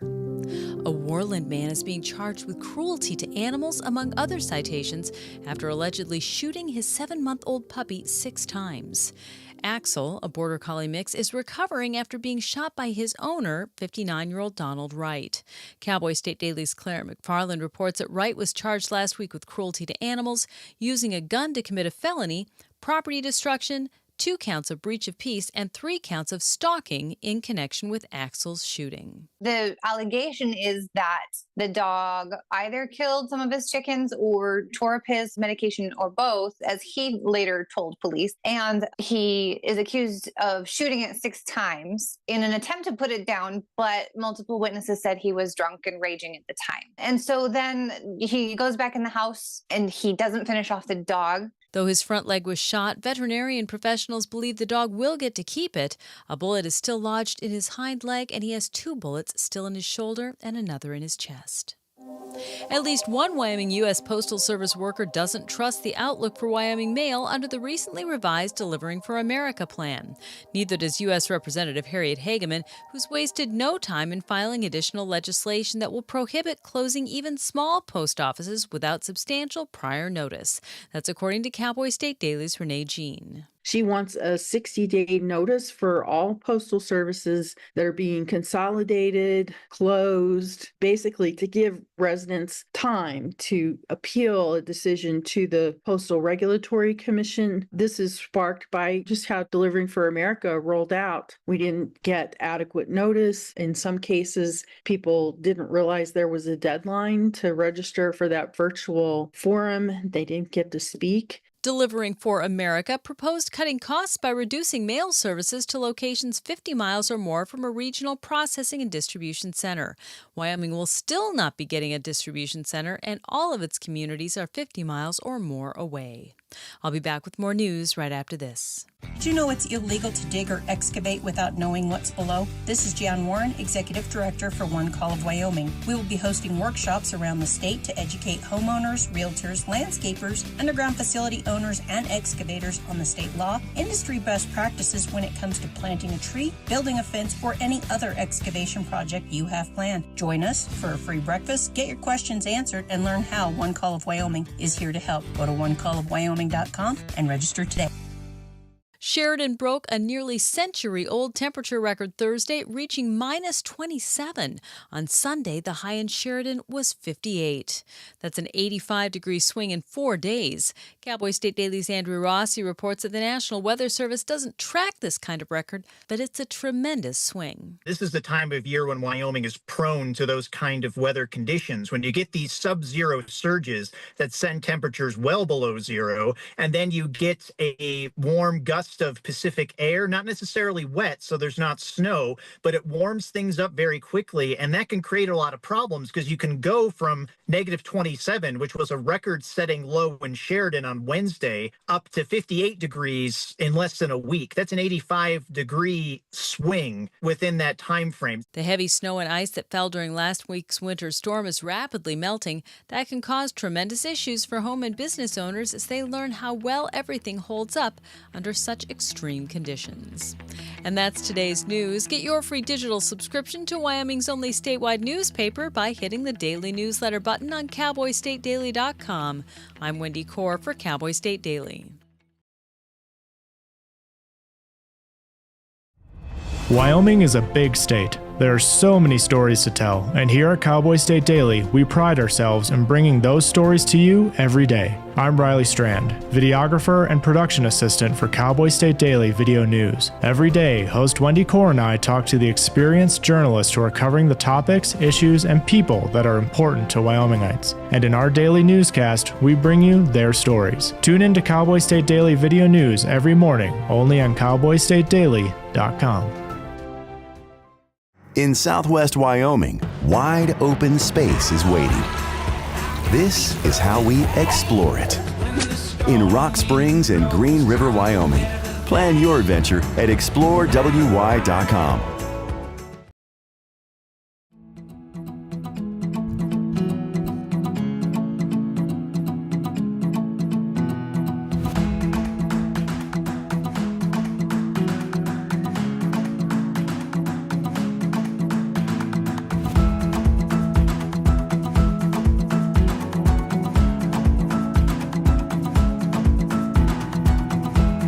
Cowboy State Daily show with Jake continues in the third hour here.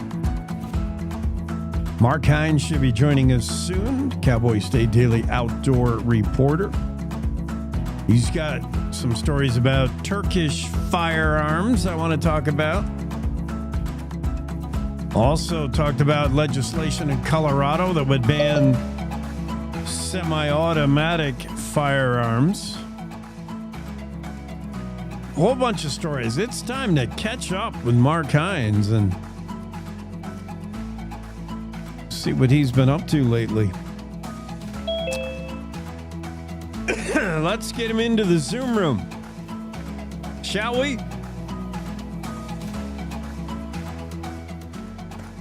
Into the Zoom room with Mark Hines. Mark, we've been all over the place with our Zooming today. We went to New York City. We went to Norway, Thermopolis. Where are you at? Nice. Yeah. Nice. I'm still here in Laramie. Making the rounds. You're in Laramie. Okay. Yeah. We are covering the world. Let's start with, and by the way, I have a story for you. Because all right. you're I got my pen ready. Okay, you're Turkish revolution story. Your Turkish firearms once the gun butt, excuse the pun, of the firearm industry, once the joke, they're now according to, and by the way, did you get down to SHOT Show? Were you there, or are you just reporting about? No. Okay. No. SHOT Show, the buzz down there was these Turkish firearms, perhaps because patents are expiring or what have you. So the Turks are able to take some high-end firearms like the $3,000, what's that, the Staccato, and kind of take it apart and reverse engineer it and make their own version for $750. That price point helps a lot to get the Turkish firearms going. Mm-hmm. Yeah. Kind of, like that character you and I keep talking about, Joe Sixpack. Mm-hmm. Now, Joe Sixpack can, afford a double stack 2011 model pistol, whereas before, maybe he would have gotten in trouble, had to skip a couple car payments to do it. But yeah, now it's within his price range. We're sharing a photo of the Turkish-made SDS T-Says 2011, and it looks pretty nice. Mm-hmm. Pretty slick. So what the story idea I had for you when I saw the Turkish is I got a guy. Uh-huh. I got a guy. You got a guy. Yeah. sounds like a mafia movie. I got a guy. I got this guy. I know a guy. I know a guy who he lives in Jackson, and he's a former hockey player, NHL star. Mm-hmm. And you may not know the name. He played for mostly the New Jersey Devils and Bobby Holik. And I believe he's got a Stanley Cup. Like, he's a big time. If you follow hockey, you would know who he is.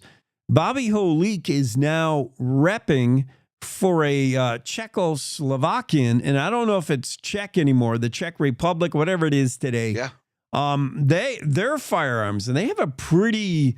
the company he's repping for is pretty well known and well respected. So maybe I'll hook you up with him because he's always telling me, you got to check out these guns. You got to come shoot them and be interesting. Yeah, I've heard that the Czechs are making a name for themselves as well.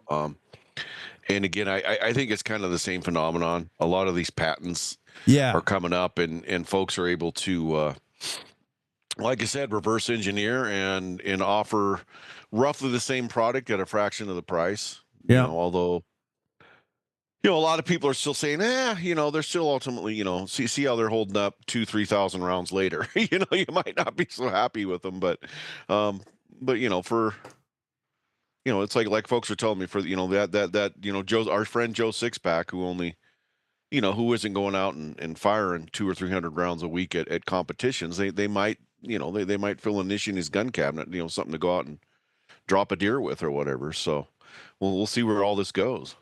Interesting stuff. Yeah.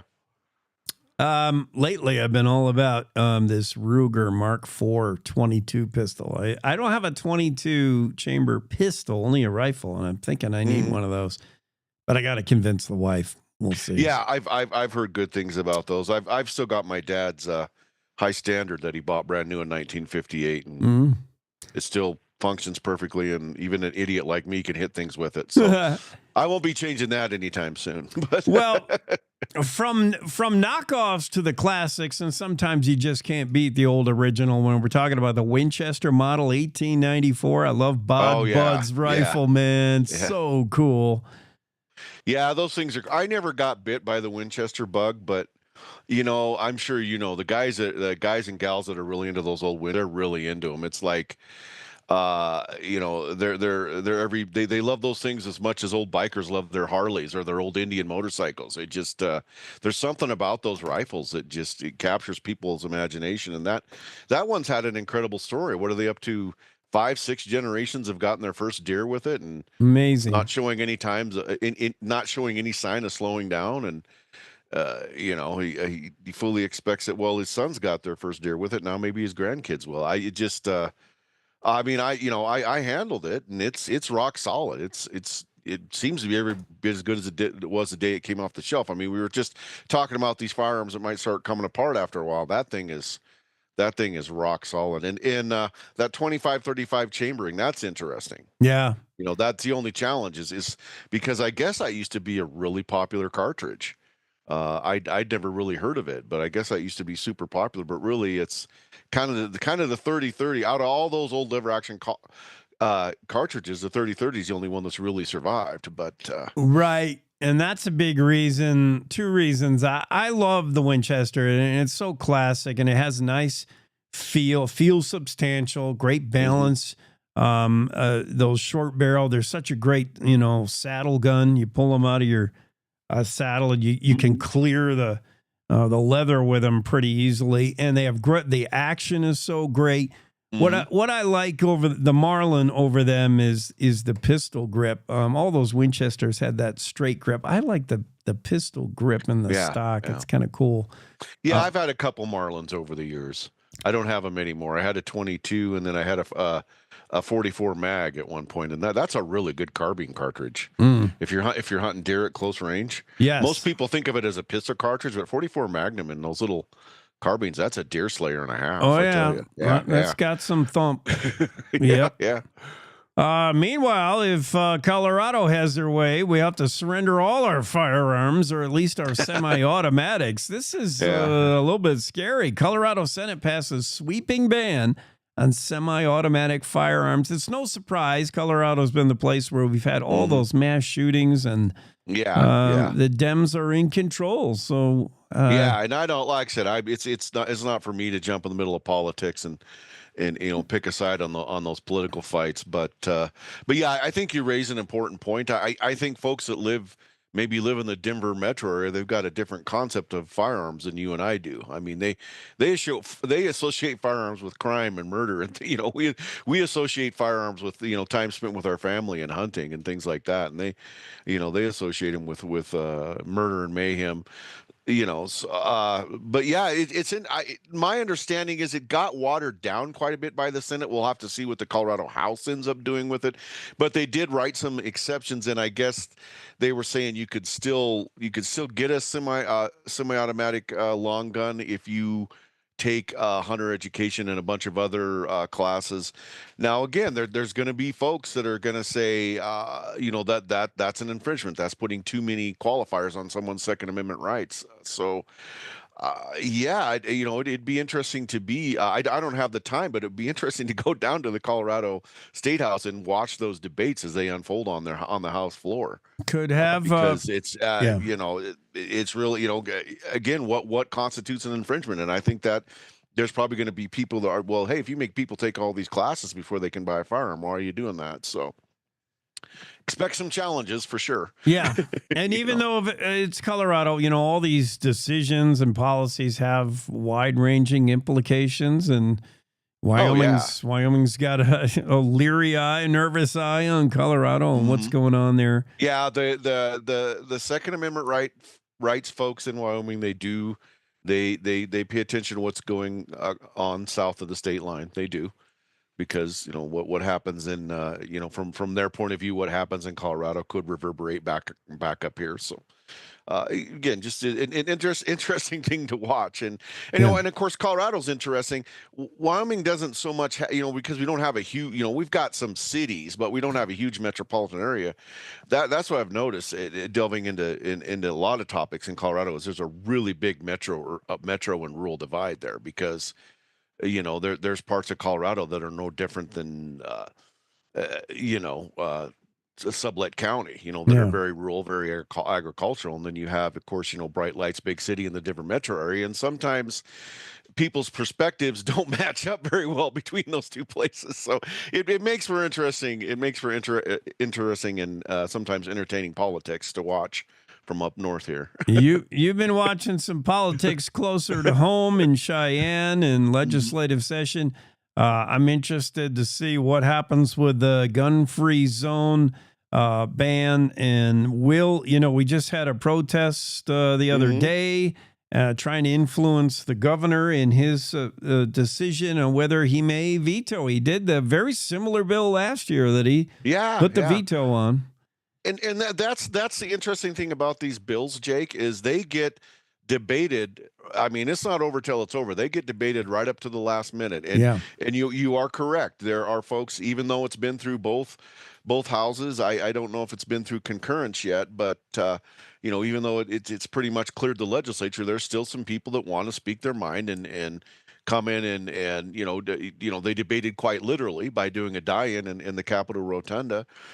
So that to me is fascinating, that these bills, I mean, it goes right to the finish line. Some legislation, as we've seen, it passes the houses, the debate's over, everybody sits back and and waits for the governor to sign it. But this thing is like, yeah, everybody wants to get their words in right up to the last minute. So yeah, it'll be. Are we going to see a repeat of 2024? Is it going to go the other way? Who knows? Hard to say. How about this bill? House Bill 5, a bill intended to prevent Wyoming's prized trout waters from being mobbed by unregistered out-of-state fishing guides. That's moved along. 1911 vote. That was the third and final reading. Where is it now? Where is it going? I think that because there were some amendments tacked on in the Senate, I think that needs to also go to concurrence, but I don't think there's any indication that it will fail in concurrence. And, I think folks are pretty optimistic that Governor Gordon will sign that one. From what I was able to gather, that has a lot of support across the board. Yeah. Again, I talked to that guy had actually reached out to me, that outfitter down in Colorado I talked for. And he said, yeah, I talked with, and he said, yeah, I'm one of those, proverbial guides from Colorado, and I'm for this because, I'm somebody that's filled out the paperwork and, crossed the T's and dotted the I's. And he doesn't appreciate these fly by night guides any more than folks up here do. So, that's interesting to see that a piece of legislation has support on both sides of the state line. So we'll see. It looks as if they're moving toward doing something. The hunting guides have the outfitter and guides boards that kind of regulates. It looks like they're hoping to form a similar board to oversee guided fishing. So that could be a game changer. I mean, this seems like overwhelmingly slam dunk. I'm surprised even by the 1911 vote. But, yeah, I think House Bill 5's got some legs. I think it's going to go. Yeah. And I think it gives us insight into just how big the, angling is in Wyoming. Yeah. I guess a lot of us, we take for granted, we don't think off the top of our heads that this is an angling destination. We think of Wyoming more as a hunting destination, but you dig into it and we are big in the especially trout. We are legendary and folks know about us now. We're on the map. And as folks told me previously, Colorado and Montana are getting so overrun, everybody's looking for a new place to go. And we're right there, Yeah. So I think that's what a lot of people see House Bill 5. I think that's what the supporters see this as, taking a preemptive step to get ready for the inevitable growing influx of anglers we're going to see, because, we've become the place to go. Good point, Mark. That was my takeaway. That was very revealing to learn that Wyoming, our blue ribbon trout streams are on the map, man. It's real. Yeah, good point. All right, we got to roll. Thank you. Have a great Tuesday, have a good man. one, Jake. Always good talking to you. Mark Hines joining the Zoom room in the conversation.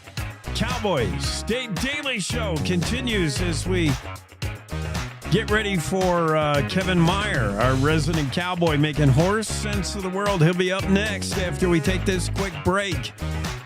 You're enjoying the Tuesday version of the Cowboy State Daily Show with Jake. Back in 3. We all make choices. When it comes to alcohol, kids make choices whether to drink or not. Bye, Dad. Bye-bye. Remember, I'm going to Alex's party tonight and sleeping over. Have fun. Hey, have a seat for a second. Remind me about that party again? Alex is just... And adults make choices whether to talk about it.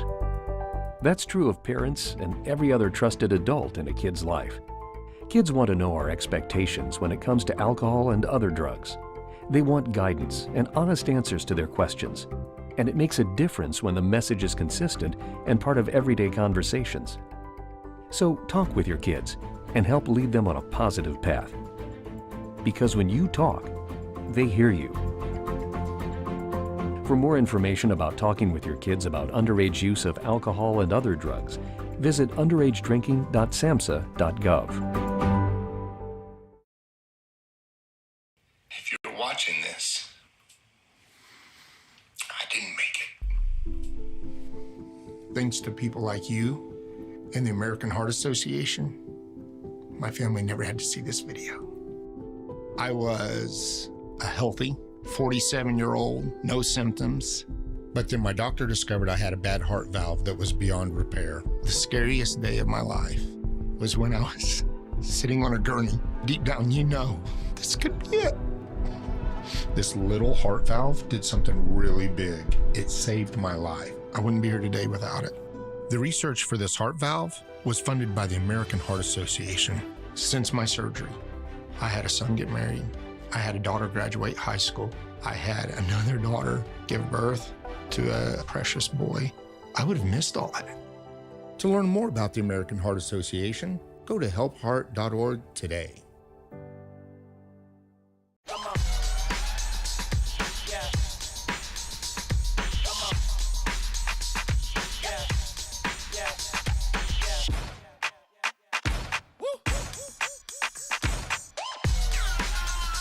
You're not going to get it all right.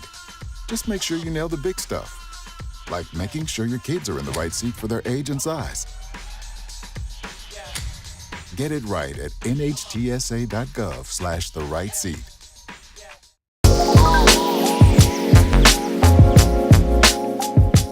In 2023, arm pump was holding me back. After a successful treatment at the McGinley Clinic in Wyoming, I can now focus on track instead of pain. The McGinley Clinic offers innovative, minimally invasive treatments for most sports injuries, including arm pump. They got me back to peak performance and back on the podium. Go check out McGinley Clinic today.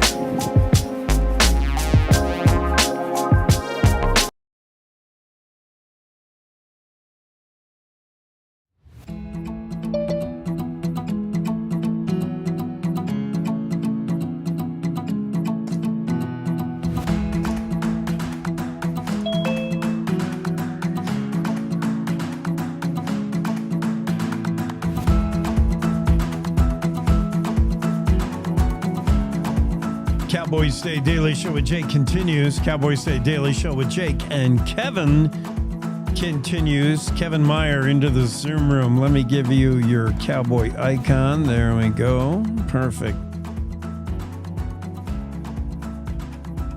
Kevin, I don't know where to start. How about at the beginning? All right. One of today's top stories is about that guy who shot his border collie. I can think of some Western justice that we could dish out, you and I.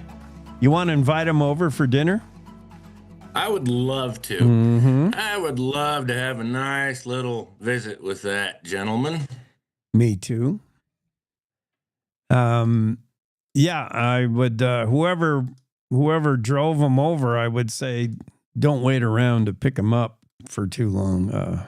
Yeah, you can go ahead and go on home. We'll make sure that he ends up in the right place. He won't need a ride home. You can pick him up at the hospital, maybe. Yeah, it's just enough said. I don't understand the New York Times, but then again, probably you don't either. Opinion piece in the New York Times. Trump just fired 6,700 IRS workers in the middle of the tax season. Huge mistake. I don't have a problem with it. Well, what's really funny, and I just kind of read the headline about that story that you're talking about, that opinion piece. Yeah. And whoever wrote that, I think, might be just a little bit out of touch. They might need to expand their circle of friends, because I don't know anybody right off the top of my head that is going to shed a tear for the IRS workers getting fired for reducing that workforce at all. No one that I know of is going to cry. And I have a pretty wide circle of friends. Right. Complete agreement. Look, I mean, our first two topics of the day, complete agreement across the board. Everybody can throw shade on and hate on someone who does a dog violence. And nobody's really worked up about an IRS agent losing their job. It's our greatest fear, and it's one of our greatest hates is doing taxes. Do you do your own taxes? No. I go ahead and send that off because math was never my strong suit. And so it's just easier for me to just have a really good accountant here in town, and I'd rather spend the couple $100 it takes and have it done right. Yeah. And it's not like I've got a bunch of free time anyway. Right. You're too busy. Mathing is hard for any of us. I still do my own taxes because I need it done my particular way. And my way is I used to do them with a pencil because I do them trying to achieve the number I want in the end. I go from the end result and I reverse engineer my taxes. And in the end, here's the number I can afford to pay. I'm serious. And if there's any remaining IRS agents who are not fired listening, I will deny all this. But yeah, I never get a refund. I'm a lot of what I do is independent contractor, so I'm always end up paying.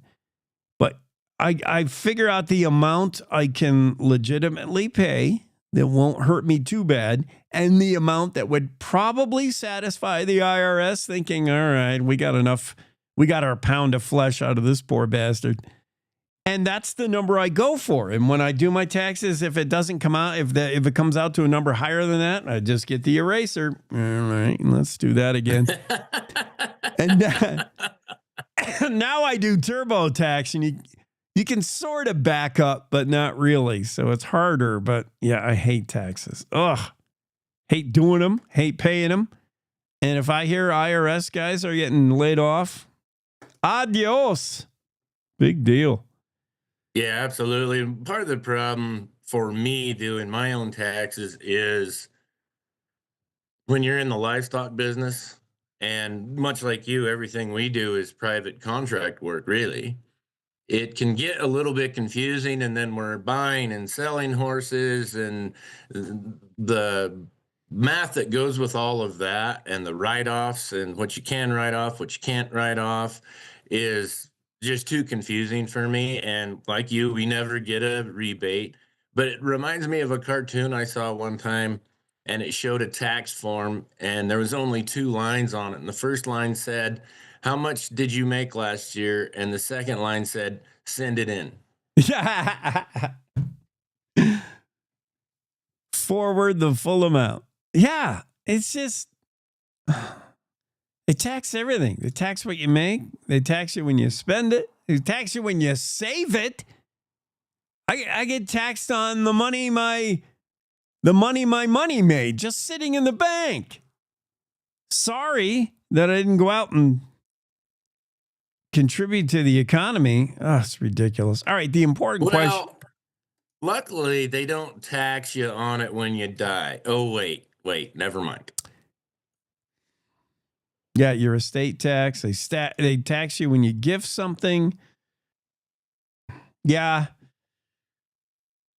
Taxes. All right, let's go to something we need to.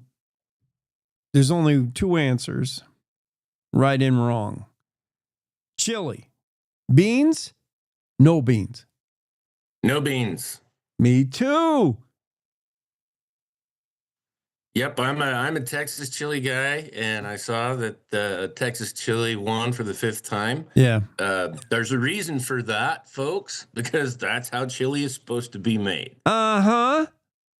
All right. Glad we're in complete agreement there.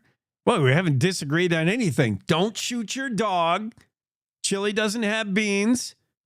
IRS sucks. Let's find something we might have some friction about. Okay. I can't find anything. Actually, I wanted to. Well, what? Well, I was going to say we might disagree a little bit on this. I think it's really cool that Chancey Williams has the #1 song for CMT right now. Yeah. And I'm happy for him, and I really like that song. Not his best song. Oh, really? Yeah, that's not my favorite song of his. Ballad of Uncle Don. I haven't even heard it yet. I still have on heavy rotation the Chris Ledoux song, One Hand in the Riggin'. I'm still listening to that, but I haven't heard the Chancey song, Ballad of Uncle Don. You're not his best, huh? No, well, for my taste, it's not his best song. It's a really good song. Yeah. I really like it, but to me, it's not his best song. But I love the subject matter, and the funny part is I've heard that story. Oh, Most people, especially in eastern Wyoming, but most people who've been around the cowboy world has heard that story. I didn't realize it was Chancey's uncle that did that. And I'll be honest with you, it was one of those stories that I thought was a wives' tale. I thought it was a rural legend. And so it's really funny, but also really neat to see that it was an actual story, and it's someone who is still alive. living legend. I didn't know of the story. And when I first was reading it, I'm like, wait a minute. His uncle is not the Don Williams, like the singer, the country singer, but a cowboy Don Williams. Yep. And Okay. the Williams boys, the Williams brothers are pretty well known in Wyoming for their bronc riding ability. And of course, in Wyoming, we parlay the bronc riding ability straight into a country western career. Chris Ledoux did pretty good with that. Chancey Williams, so cool. Yeah, following along tradition. Well, I can't comment on the song. I haven't heard it yet. I got to go listen to that. But I did want to mention on the subject of taxes, here's a write-off. You could tell your accountant, I'm just reading this in CNN, how a cow fart vaccine could help tackle climate change. There's still those who are insist that cow farts are killing the globe. And there's a vaccine now that will help your cow's gas problem. So maybe you could write that off in your tax. Tell the IRS agent you're going to write off a whole bunch of cow fart vaccine. Maybe. Is there any chance that that is just a vaccine that they tried to develop for humans and it was an epic failure, so they had to figure out some other way to sell it? Perhaps. It was, I do see the underwriter is Taco Bell. So obviously, yes, they're working on it. I don't know. Maybe they just need to sell that vaccine to all those wrong thought people that have chili with beans in it. Ah, there you go. There's your problem. I mean, to either take out the beans or take the vaccine because you're going to have gas problems. I thought this was interesting. I would just share it with you, just get a cowboy take. You ever been out on the highway on the interstates in the summer and there's a big old traffic jam and the motorcycle guys ride right between all the cars because they can fit? Is that even legal? I found out there are 5 states where it is legal to ride between cars. So I wondered if you could guess the 5. There are other states where it's just not even mentioned, like it's up to the officer discretion. And there are some states where it is flat out illegal, including Wyoming. You can't do it in Wyoming. Yeah, I thought that was illegal in Wyoming. For some reason, that's one of those random thoughts that was rattling around in my head. My guess would be it's legal in Montana? Yes, it is. Nevada? No, it is illegal in Nevada. Montana's had the law in the books since 2021, by the way, okaying what is called lane splitting, officially is the term. Yes, you're 1 for 2. It's okay in Montana. South Dakota. South Dakota doesn't care one way or actually it's illegal in South Dakota. I'm surprised. Really, that really shocks me. I know. Considering the amount of motorcycles they get in the summer, I would have figured that they would have it legal. There you But go. I guess a lot of the motorcyclists they get during that time of year don't really care whether it's legal or not. Law, yeah, we don't need no stinking law. They do what they want at Sturgis, but technically in South Dakota, illegal. So I feel like this might be kind of a trick question, and my guess is that some of these states, a person are counterintuitive to the thought process. So I'm going to Yep. take a stab with Colorado and Texas. Texas is considering okaying it, under consideration. Colorado,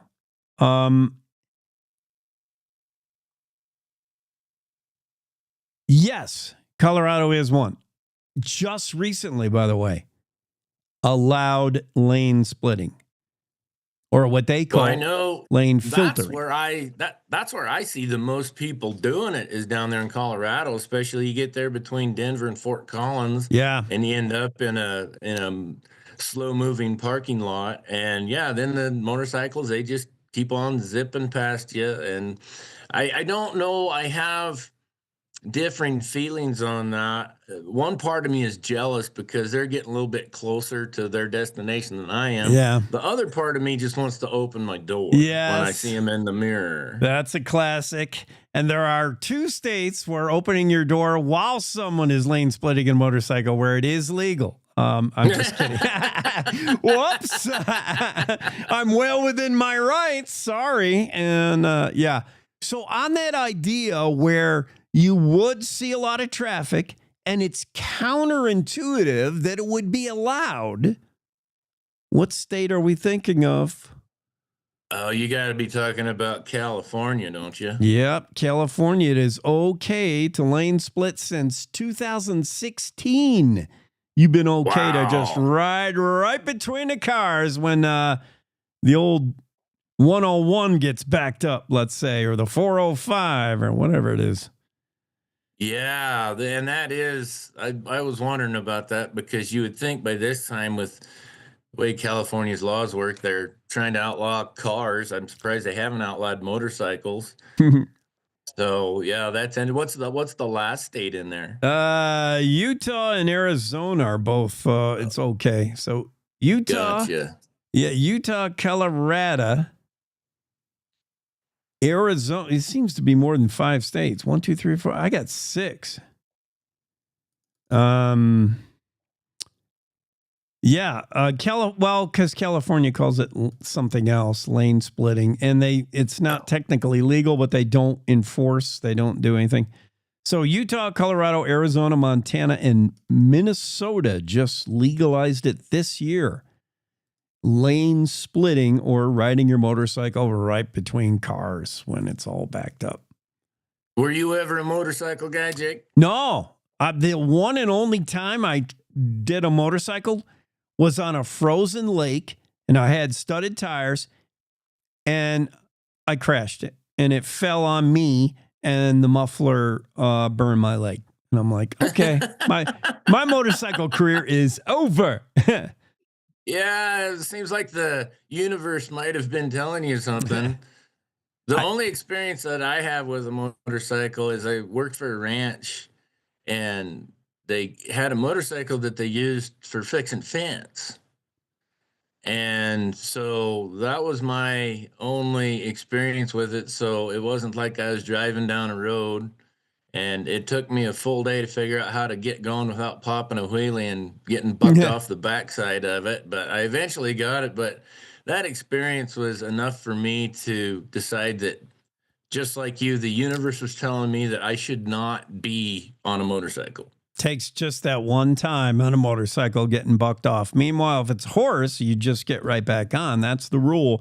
The only advantage over a motorcycle working fence over a horse is motorcycle, for the most part, ground ties. They'll be there when you're, fixing fence and a loud noise comes along or a grizzly bear comes along. The horse will be gone, but the motorcycle will be right there to bring you home. That is a fact. That is a fact. They very seldom run off. Although I can't say that that's a 100% of the time they won't run off. No, there may be an occasion where the motorcycle will be gone. Yeah, that'll happen if. Where did I park that thing? Yeah, exactly. I knew it was right here. Well, yeah, that could happen in the big city, I guess. Anything else in the news got you interested? Not really a specific story. Just kind of the general right now, and not even to talk about politics, but to talk about the human condition, seeing how the two sides are reacting to every little thing that's going on in government is actually pretty comical. And I really, really am glad that I do not live in a world where I have to do that for a living, because it seems to me that would get pretty monotonous. If you're on one side, you got to run out there and praise everything. If you're on the other side, you have to run out there and holler that the sky is falling. That would be a pretty mundane life, I believe. Yeah. And me, if I could, I would bury my head under a rock and just not even bother with national news. It's so stupid, but I have to keep an eye on it and sort of consume it. And I am just continually surprised by how far apart news sources are. If I read one certain site that I, like to go and get my news from, Trump in the first month, his administration is a complete failure, a disaster, never been a worse president. He's done this and this and this wrong. And I read another website and I'm like, oh, this guy's getting it done. He's doing exactly what he said he would do. He's a great president. Like, man, are we really that far apart just in the news of it? Much less our opinion, which opinion, I guess, is news now. Oh, yeah, that is all it is. I can remember when I was a kid, once a week they would have the news anchor maybe give his opinion in a little talk.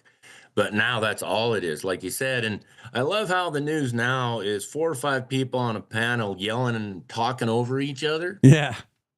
And so it's kind of I've told you before, I'm worried that we're losing our language. We're also losing our sense of decency and politeness and letting people finish talking before you start talking over them.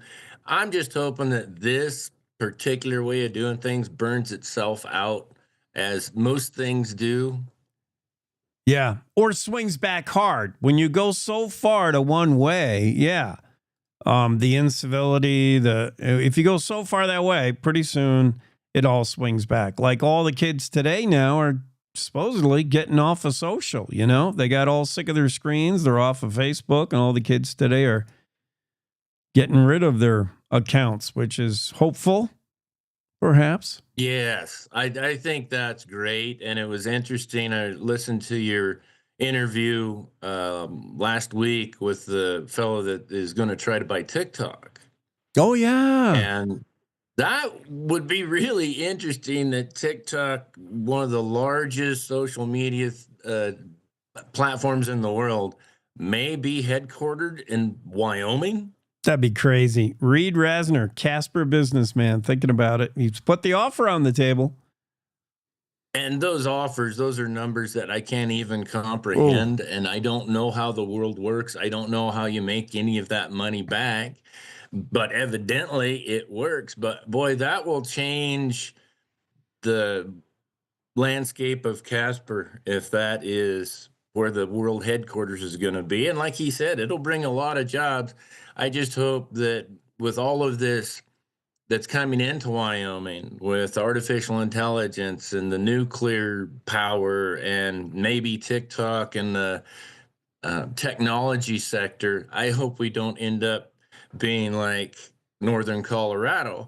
However, yeah, the Chinook wind that we've had the last couple days will keep some people out, because the Chinook stopped a little while back. Now it's just wind, I think. Now, you'll have to check with Don Day on that. When does it officially go from Chinook wind, which is welcomed in the Cowboy State? Oh, thanks. Nice, warm breeze, to just, it's flat out annoying wind. I don't know what the Native American term is for the annoying Wyoming wind instead of snow eater wind, but there should be a name for it, because that's where we are. I'm sure they had a name for that, because they had even less ways of getting out of it than we do. I'm not sure how windproof Buffalo Hide teepee is, but I got to imagine that has a little play in it. There's probably some, in the Shoshone language, there's probably terminology concerning teepee gone wind.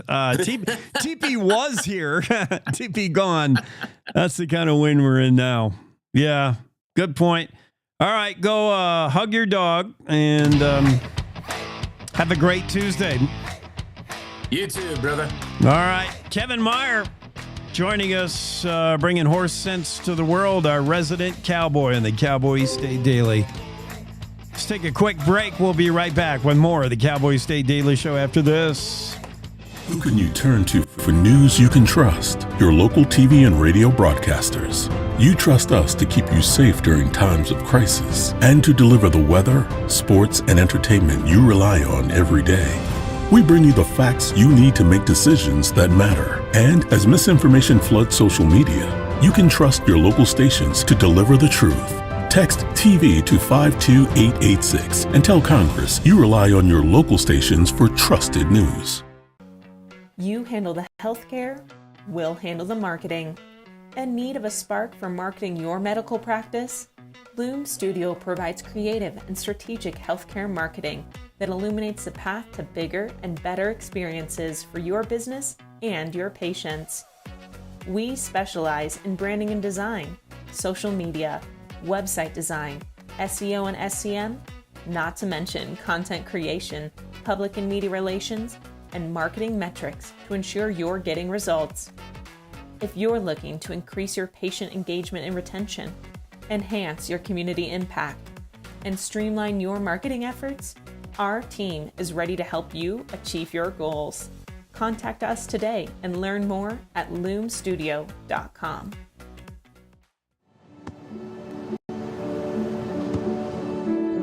I don't remember how it started. Go to that. Our back and forth. It always came back. Dad! You probably don't remember what you told me, That was perfect. but I heard every word.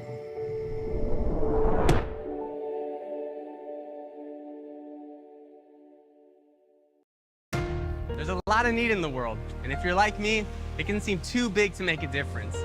But that's why I decided to start volunteering with Mercy Shifts. Dedicating a few weeks or months of my life every year in the service of others has brought me more than I could ever imagine.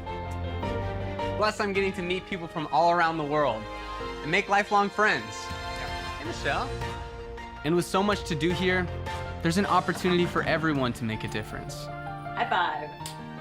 But the best reason to volunteer is knowing that no matter what you do, you're helping change people's lives every day. Whether it's for 2 weeks, 2 months, or 2 years, when you volunteer with Mercy Ships, you'll find your purpose, your people, and your place in this world. And all you gotta do is visit mercyships.org today. I hope to see you soon.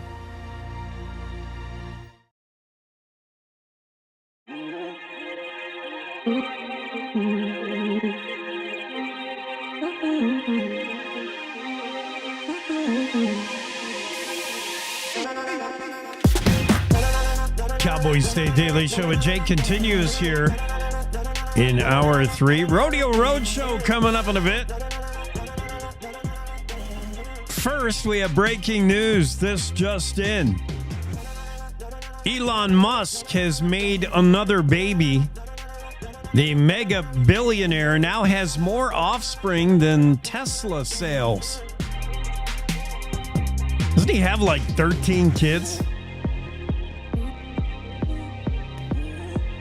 Speaking of Elon, his Doge is considering, Musk announced he's considering, Musk is just in charge of, kind of everything now in the White House. Considering $5,000 tax back rebate. You want to win the hearts of people? Give them money. Brilliant plan. You remember COVID? Everything about COVID sucked. Every aspect. The masks. The actual COVID and the deaths. The conspiracy theories. The lies told to us. The supposed science. The fact that if you disagreed with the science, you were automatically labeled a nutcase. I mean, all that COVID stuff sucked, except for the tax rebate. Didn't it? We got a bunch of stimulus money for nothing, just the government kind of acknowledging that COVID sucked and they wrecked everything about the economy, and the whole approach to dealing with the pandemic was messed up. In acknowledgement of that, the idea was, well, here's some money. Here's a whole bunch of money. Go spend that. They give it to businesses and they give it to people, persons.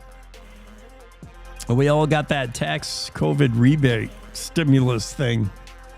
It didn't make me forget about it, but it was nice to have. So the idea of Doge and the idea there might be a little bit of heartburn over, sending a mega billionaire into the White House to just fire a bunch of people. Meanwhile, Trump was great at that. Trump had a whole TV show about that. You fired.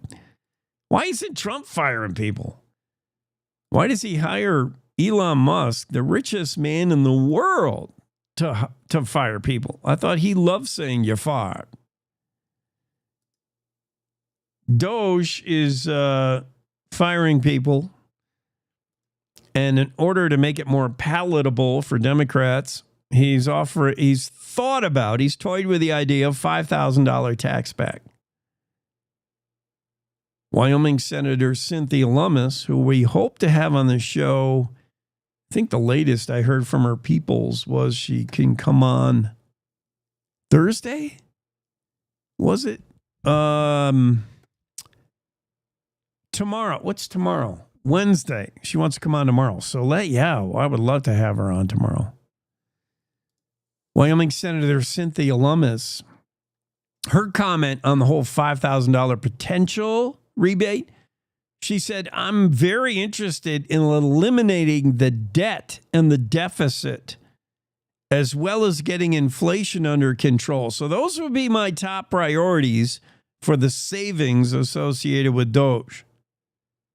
And she continued, if there's any money left after we address inflation and the debt and the deficit, then it's always a good idea to send taxpayers their money back. But, Cynthia Lummis said, we're $36 trillion in debt. We've dug ourselves a pretty big hole. So in other words, Senator Lummis is saying, $5,000 would be nice, but only after we take care of everything else. And everything else is $36 trillion. That's even more money than Musk has, right? It's almost as many babies as he's made, but it's more money than he has. $36 trillion. Yeah. So until we address that, Senator Lummis says, I don't know about giving $5,000 back to taxpayers. Wah, wah. What a Debbie Downer. We'll talk to Cynthia Lummis tomorrow and see if we can't get that $5,000 out of her. Probably not. More stories coming up in the Cowboy State Daily. Right after this, it's the Western Ag Network's Rodeo Roadshow. Hi, and welcome to the Rodeo Roadshow. I'm Will Rasmussen on the Western Ag Network. Today, I talked to a guy named Dan Roberts, who co-wrote the #1 smash hit that Garth Brooks recorded called Beaches of Cheyenne. It was Dan, Brian Kennedy, and Garth Brooks. He talks about today how difficult it was to write that song. Interesting conversation when we come back. Hi, this is Chandler Gould, National Association of Wheat Growers CEO. The 2025 Commodity Classic is headed to Denver, Colorado in March, and I'd like to personally invite you to join fellow wheat growers for America's largest farmer-led, farmer-focused agriculture and education experience. Not to mention, it's the closest it's ever been to your farm, making it even easier for you to attend. Informative speakers on timely topics, cutting-edge ag technology in the industry's largest trade show, and more. Visit commodityclassic.com today. Come join us at the Stevenson Angus Spring Production Sale on Sunday, March 2nd. 325 Angus sale, including 100 2-year-olds and 110 yearling bulls. Age advantaged and pap tested, these bulls are designed to improve performance, carcass, and maternal function. Also offering 115 females, including April calving cows and yearling heifers. The sale will be at the White Sulphur Springs Ranch and broadcast live for remote buyers. Find us on Facebook or visit our website at stevensonangus.com. Hey, I read somewhere, actually my daughter, who's a big fan, told me, she read somewhere, your co-writer, Brian Kennedy, on Beaches of Cheyenne, and of course Garth Brooks, and all three of you collaborated on that huge hit, said that was one of the hardest songs he's ever written. Why do you think he said that? Yeah, I agree with Brian on that. We commented on it while we were writing it. We estimated that we just tried to guess how many hours we spent on it, and we thought we'd spent 70 or 80 hours trying to write that. It's sometimes when you just start with a blank piece of paper, and sometimes those songs, it's like pushing a rope, and sometimes it's like hanging onto a rope, and they pull you along, and other times you're just trying to get it going. But it was uncharted territory probably for all of us. It kind of has it's got a little mysticism in it, and this girl that walks the beaches at night, but does she really? But there, you can see her footprints in the sand, but have they ever seen her? It was just kind of strange. On the Western Ag Network, I'm Will Rasmussen. Time for Wendy Core's news. See you on the other side of the Cowboy State Daily Show.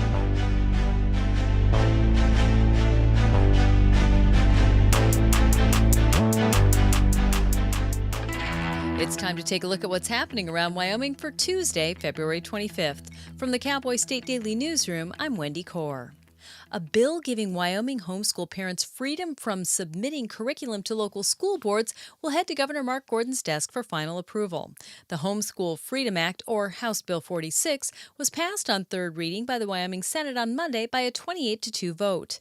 Cowboy State Daily's Dale Killingbeck spoke to the leader of the Wyoming Homeschool Association, who was celebrating the passage of the bill. It means that if somebody wants to homeschool in Wyoming, if they're just starting out homeschooling and they don't have any kids in schools, it means that they don't have to contact the local school district at all. They can just start homeschooling their children. But all homeschool parents do not have to notify their local school district annually anymore with a curriculum. They don't have to do that. It was an annual requirement, and now, as of July 1st, if the governor signs a bill, it will go away. If Gordon signs the bill, the legislation would take effect July 1st in time for the fall school year. A Douglas man who shot his former Green Beret cousin to death after a night of drinking has been sentenced to between 48 and 62 years in prison. 44-year-old Mark Helms killed his cousin, 38-year-old Nicholas Velasquez, on September 13, 2023. At his sentencing, friends characterized Helms as a truthful man, a good friend, and a hard worker, urging the judge to consider Helms' traumas and show mercy. However, Cowboy State Daily's Claire McFarland reports that Velasquez's loved ones disputed the intensity and merit of Helms' military exploits and said Velasquez was the real hero. He was trying to make the case that due to his military missions and service, he had too much PTSD and wasn't rationalizing his conduct the night he killed his cousin. Loved ones testified, and their whole vibe was actually... Sides of the Wyoming-Colorado state line have voiced support. Sides of the Wyoming-Colorado state line have voiced support for the bill. There's essentially no regulation over guided fishing in Wyoming, and so folks are saying that's pulling a lot of folks that are calling themselves, hey, I'm a fishing guide, coming in from places like Colorado and overcrowding the waters. And I did talk to a guide from Wyoming, and I also talked to a guide from Colorado. They're both all for it. The guy in Colorado said, I jumped through the hoops. I got my certification. I got my permit from the BLM. I think that anybody coming from Colorado should do what I did. Because some amendments were made in the Senate, the bill will go to concurrence, which is a process for House and Senate members to hammer out the differences before sending it on. I'll be back with with more news right after this. Did you know it's illegal to dig or excavate without knowing what's below? This is Jan Warren, Executive Director for One Call of Wyoming. We will be hosting workshops around the state to educate homeowners, realtors, landscapers, underground facility owners, and excavators on the state law, industry best practices when it comes to planting a tree, building a fence, or any other excavation project you have planned. Join us for a free breakfast, get your questions answered, and learn how One Call of Wyoming is here to help. Go to onecallofwyoming.com and register today. Fresh off being named the NFL MVP earlier this month, Buffalo Bills star quarterback Josh Allen is in line for another notable commendation. He was one of 7 former University of Wyoming athletes named Saturday to the UW Intercollegiate Athletics Hall of Fame. Cowboy State Daily's Justin George reports that Allen was one of 7 athletes selected for this year's honor. What's interesting is Josh is the second Buffalo Bill on that roster this year. The second Buffalo Bill that was also picked was John Wendling. He's from Rock Springs and played in about 2003 through 2006 and was a safety. So it's an honor for Josh, but when you look at what he's achieved this year, he's kind of had some big major awards. So when you have the NFL MVP, and he proposed to his fiancée, Hollywood actress Haley Stanfield. So he's on quite a great run here since November. At UW, Allen threw for 5,066 passing yards and ran for 767 rushing yards. He was the 7th overall pick in the 2018 NFL Draft, the highest a Cowboys player has ever been drafted. And that's today's news. Get your free digital subscription to Wyoming's only statewide newspaper by hitting the daily newsletter button on cowboystatedaily.com. I'm Wendy Corr for Cowboy State Daily. Wyoming is a big state. There's so much ground to cover, so many stories to tell. But the Cowboy State Daily News team is up to the challenge. I'm Wendy Corr, host of Cowboy State Daily Video News. Whether it's politics in Cheyenne, energy issues in the Powder River Basin, or grizzlies in Yellowstone, our talented crew of experienced journalists are out there finding and telling the stories that matter. What's the best restaurant in DuBois? Renee Jean checks it out. What's the most recent Supreme Court decision mean to our everyday lives? Claire McFarland explains. How is the upcoming elk hunting season shaping up? Mark Hines lets us know.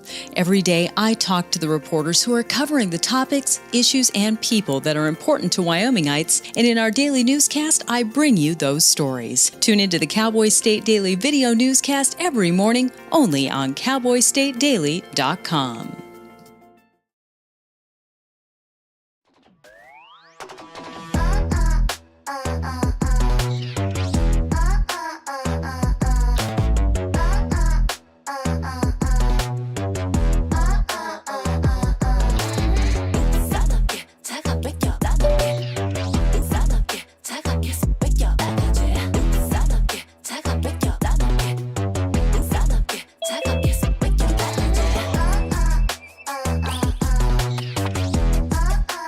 Cowboy State Daily Show with Jay continues. Hour 4, Tuesday edition, into the Zoom room. Renee Jean. Renee's got some stories. You bet you. First off, though, Renee, I forgot I should play this a little bit. Let me know if you know this song. I don't know if you can hear it, but here it is.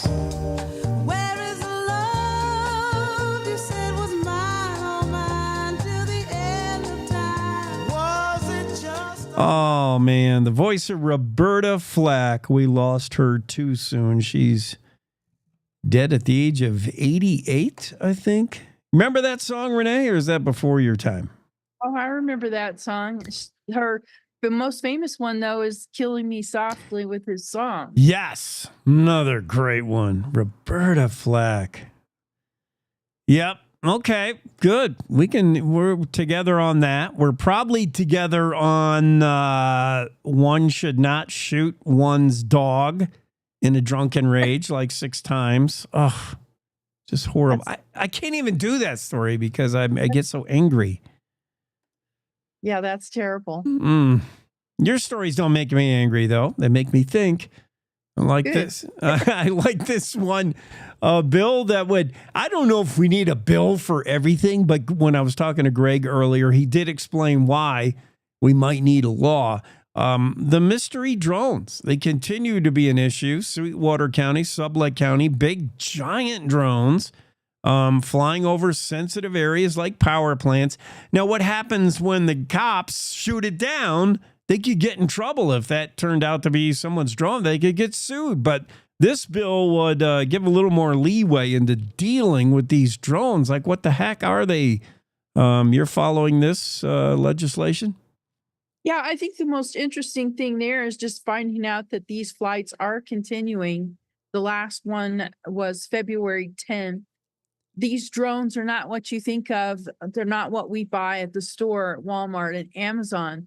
These things are the size of a car. They're a small SUV up there in the sky, and there are multiple ones just kind of loitering over things that you might consider public infrastructure.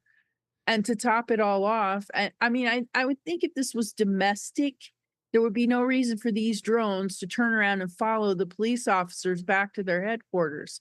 But that happened as well. And I think that is highly concerning.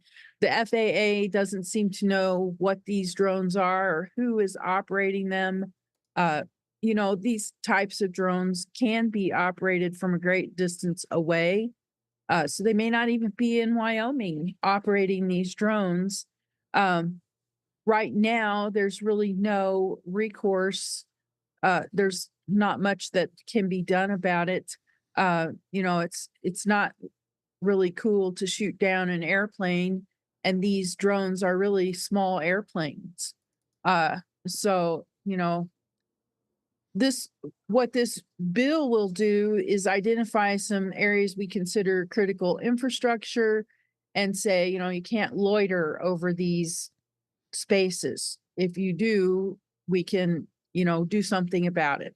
Our Wyoming Air National Guard, our law enforcement agencies will be empowered to take these drones down. They won't necessarily shoot them out of the sky.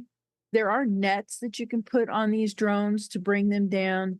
I think if you're bringing something down that's the size of a car, you probably want to be pretty controlled about that and where it lands.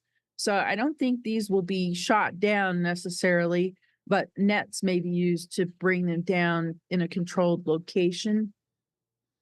And from what the sheriff's lieutenant said, I don't know that they're going to rush out and immediately down drones. But it's just empowering them to have that capability in case it's needed.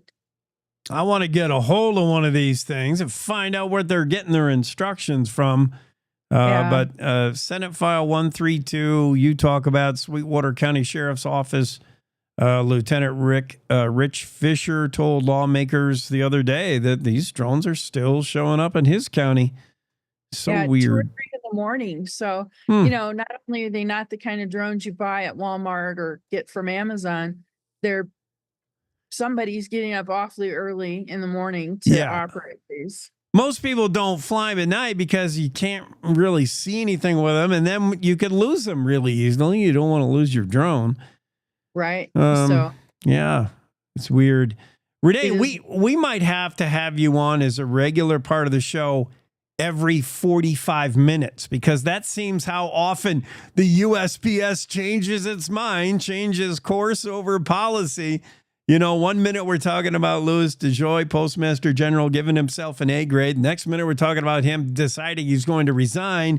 Next minute we're talking about reversing course, perhaps, on the Deliver for America.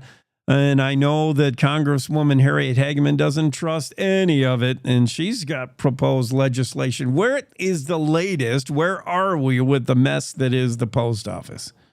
Well, so I think, the thing here is there's still questions about what's going to happen with Wyoming Mail. The fact that Casper and Cheyenne aren't going to lose as much of their mail processing capability as they were before, that doesn't mean that Delivering for America has been stopped. It's still rolling out. It still has its impacts on rural communities, especially.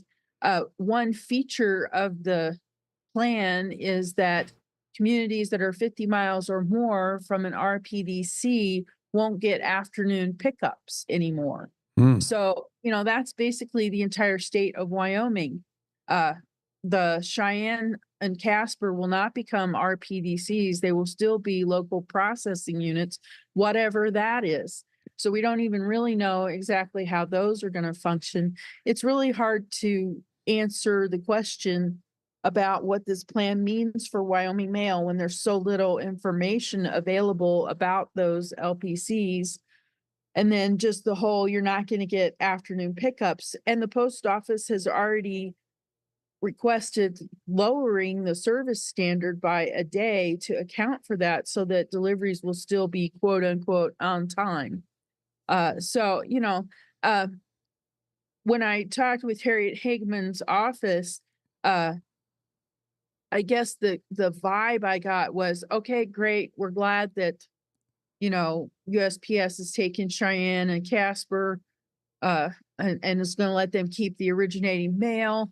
But, there's nothing binding the post office to that decision forevermore. And things still work the way they work, where the post office has been making kind of unilateral decisions without public input, or that public input is, last minute notice and deadlines that weren't mentioned and things like that, where the public's not getting a chance to be a stakeholder. That's part of the reason for her bill here, is to correct that going forward, not being able to just go in and unilaterally close something down without any public engagement at all. And I think it may have been sparked by something I'm working on today about the Aladdin post office.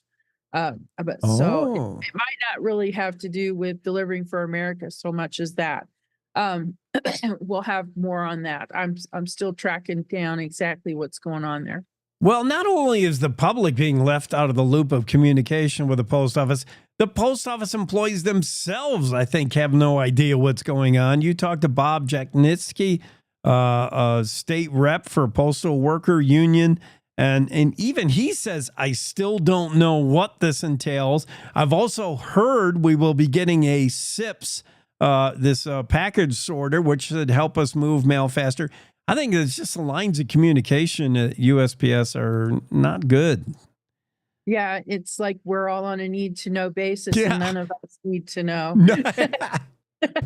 We're all in that category. Yeah, none of us need to know, including the people who work there. Weird.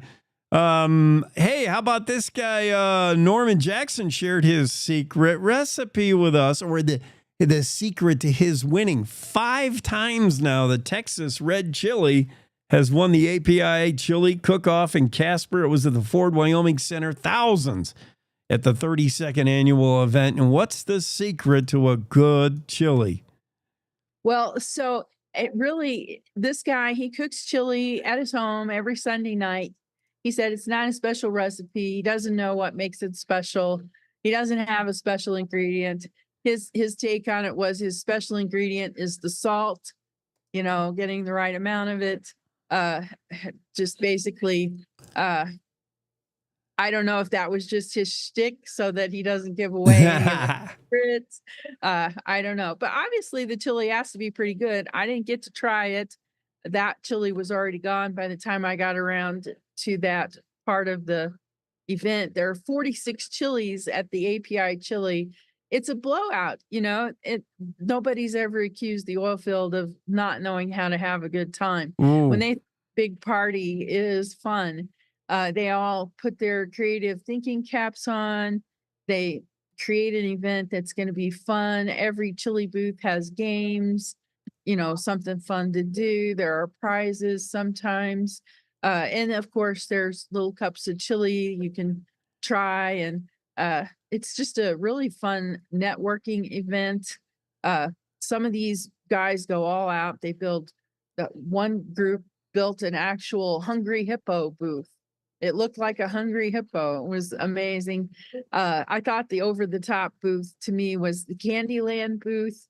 They really went all out recreating the game. Everybody in the booth was dressed like a character in Candyland. We had King Candy, Lord Licorice, Queen Frosting, Miss Mint. The whole gang was there, Miss Lolly. It's just a fun time, and they attract a lot of people.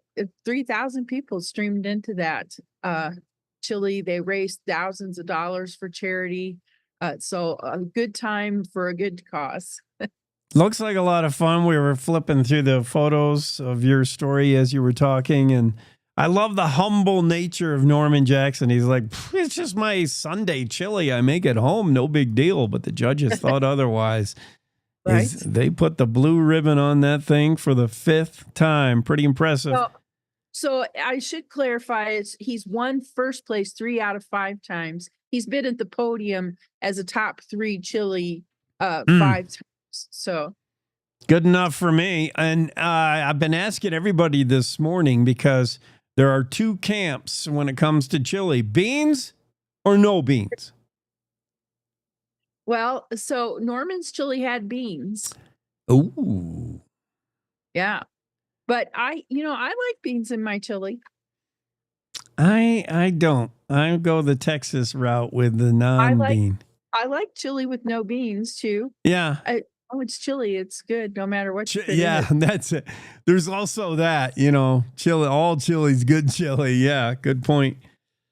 And one final story from Renee that we want to get to. Drinking Wyoming whiskey back in the day was used for a variety of reasons, to get the courage to go, have that shootout in the street outside the saloon, or as a medicinal remedy. And remember, whiskey wasn't like Wyoming whiskey where you unscrew the cap on the bottle for the first time. It came in big barrels, and often bartenders would cut it with all kinds of weird stuff, including gunpowder. This is a crazy story. Yeah, if you want your whiskey to have a little kick, put some gunpowder and some cayenne in it. That'll do it. Well, so what I found fun about this story is just this idea that the cocktail originated not as a fancy drink, but as a tool, as something in the medicine box. And you think about it, it makes sense because these pioneers, they didn't necessarily have doctors nearby.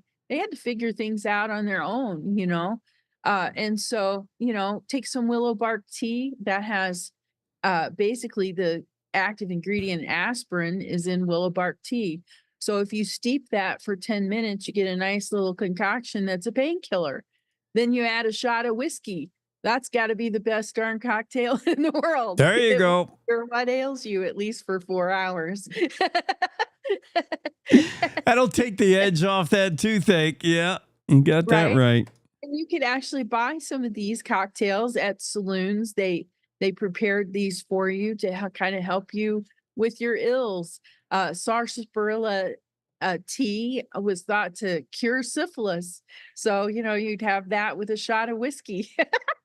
If the sarsaparilla tea didn't work, well, the whiskey made you feel better about it, I guess. It almost made you thankful you got syphilis. Oh, the cure is where I was going. Maker's Mark and some sarsaparilla tea. Yeah. Right. Crazy. Or about the rusty nail. Now, this one was more of a prairie or pioneer remedy that didn't start out with alcohol. They would boil rusty nails and then drink the remnants as a cure for anemia. So anemia is caused kind of by a lack of iron. You need iron to carry oxygen throughout your body. And if you lack iron, you'll feel very fatigued and tired. So this was thought to be a cure for anemia. I don't know that it really works. I wouldn't recommend it to anybody. I think the iron is a different form, but it may have inspired the rusty nail drink. The color of the drink is very much like the water they were drinking from the rusty nail cure. This cocktail appeared in like the 1930s. It's really nice if you're a Scotch drinker. It's made out of drambuie, which is a Scotch liqueur, and then a couple ounces of Scotch to go with that. So it's a really nice, smooth kind of cocktail. What a life you live, Renee, from the chili cook-offs to drinking whiskey and curing what ails you. Yeah. I just want to be reincarnated as you. And Oh, don't give me that. You write plenty of great stories. No. You really got it going on. Thanks, Renee. Have a great Tuesday. We'll see you Thursday. Yep. Cowboy State Daily Show continues here in the final hour. We'll be right back with the guy behind Zombie Tools. Oh, yeah, you don't want to miss that. Cowboy State Daily, back in 3. Meet Norm. He lives with anxiety, but with the help of this latest innovation from Be Normal, he can be normal, just like everyone else. With the swipe of a finger, you can project happiness, confidence, machismo. Why settle for being real when you can be normal? The Normal Maker. New from Be Normal. This item doesn't really work because there's no such thing as normal. We're all different. What we like, how our brains work. In fact, 1 in 5 of us live with mental illness. Don't filter who you are. Start by talking to someone you trust. And remember, there is no normal. Nestled between Casper Mountain and the North Platte River, you'll find the heart of Wyoming. With a bustling downtown centered around our outdoor haven, Casper is for adventurers, freedom seekers, and rule breakers who find beauty off the beaten path. So if touchable history, a vibrant community, and uninterrupted outdoor recreation define your travel itinerary, allow us to welcome you to the one and only Casper, Wyoming. Plan your trip at visitcasper.com. No young person should ever have to worry about having a safe place to sleep at night, or a warm meal to eat, or whether anyone cares about them. But the reality is, 1 in 10 young adults will experience a form of homelessness this year. But the good news is, there's an organization making a big difference. Covenant House. For over 50 years, Covenant House has been helping youth in crisis and giving them the support and the tools they need to succeed in life. I have no words to express how Covenant House changed my life. They just really genuinely just wanted to help me succeed, and I'm succeeding. When youth who are experiencing homelessness have a hot meal, a safe place to sleep, and love, most of all love, they can overcome heartbreaking challenges, and their lives are transformed. Covenant House is changing the lives of young people in cities across America. To learn more, go to covenanthouse.org today. Thank you for caring. Love is a lesson that doesn't end. It knows no conditions, so you better buckle in. Love keeps you on your toes. It never stops, only grows. Love isn't easy. It's a commitment, especially when they're being their most resistant. Love is being prepared for the journey ahead. Love doesn't let any concerns go unsaid. Love is finding the right seat so you can take a breath. But remember, love isn't lax. It always double checks. Check that your kids are in the right seat at nhtsa.gov/the right seat. Love protects.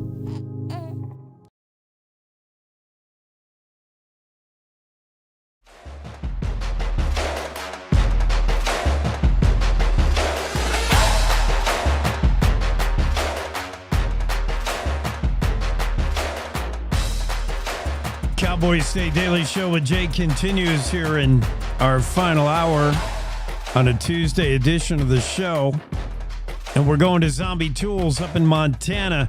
Hey, your deal says Dan Griffin. How come that is? Yeah, that's a former employee that must have used this computer for Zooming. All right, because we do have Joey Arbor on, right?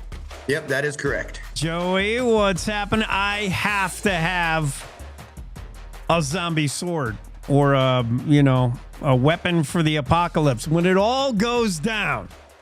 And we know it's going to. And we'll talk about why, you might have second thoughts or regrets about naming your company Zombie Tools because the whole zombie thing's got overplayed. I get it. Yes. But it'll never go away. My recurring dreams are how I would hold up in the eventuality of the zombie apocalypse. And we know it's coming. It's just a matter of when. And I need to be prepared. I've been stocking up ammo. But ammo runs out. And then I'm going to need one of them two-handed broadswords or something. Oh man, take me back to the beginning of Zombie Tools. What were you thinking? You were thinking zombies. Zombies were super popular, Walking Dead, all that business. But your stuff is just amazing. It's artwork, but functional artwork, because we could sever some heads with these things. Yeah, I mean, way back in the day, we were doing like historical sword fighting, friends of mine, and we just kept essentially breaking our metal swords because the metal swords, especially for practice, do not last forever. Yeah. And we were poor at the time, and then it just made sense. Well, why don't we learn how to make this sort of thing ourselves? It can't be that hard. And so we got in touch with a company in Florida that did some historical stuff, and they sent us some blanks, and that is where we started our sword grinding. And we played around with making various types of medieval swords and small knives, and there was some fantasy stuff, there was some tactical stuff, but we couldn't really find our niche. And it was after a show in 2007 that we were hired to do for a local bar complex for Halloween, and we chose to do a Wild West zombie brothel. And we had 4 months to work on this and build it. So we kind of built this whole sort of Wild West town facade and cages for the zombies. And it was 4 months of just having zombies on the brain. And then right after it all ended, I said, why don't we just start making swords for the zombie apocalypse rather than just kind of not finding where we are? That way we can do anything. We can take things from historical, we can take things from fantasy and just kind of mash it into open up our creativity. I think it's a brilliant idea, and you launch Zombie Tools. We're talking to Joey Arbor, the man behind Zombie Tools. Find out more about it by reading the story from Anna Louise Jackson that came out on February 16th in the Cowboy State Daily. Now, your stuff, how many different actual tools or weapons would you say you've made? Different. I mean, as far as different types of blades? Yeah. Anywhere between 60 and 100, I would say, as far as different styles of blades. Yeah. Amazing. We usually only have about 26 to 30 on the website at a time because we cycle through. If we get tired of making something, if something isn't selling particularly well, or if we have a new idea that we really want to get out there, we'll retire something and put something new on the website. And I mean, by the way, this is a successful company, popular company. Your stuff has been featured in movies. Tell me about Dune. Tell me about the movies some of your products been featured in. First one was Mortal Instruments, City of Bones. We actually had a lot of blades in that one. Cool. I mean, it's an acquired taste movie, that's for sure. And then we had some stuff in Guillermo del Toro's The Strain, which was a fun vampire TV show. Then we had, stuff here and there in various TV shows. Some were surprises to us, but once prop masters get a hold of our stuff, they just kind of use them wherever they like. And then I was really excited to be a part of the Dune project. It was all kind of hush hush when they asked us for the blades. But the stuff that they sent us had little Dune stuff off to the corner as far as what their drawings were and what they wanted us to replicate. And I went, okay, I think I know what this is for. Let's do this.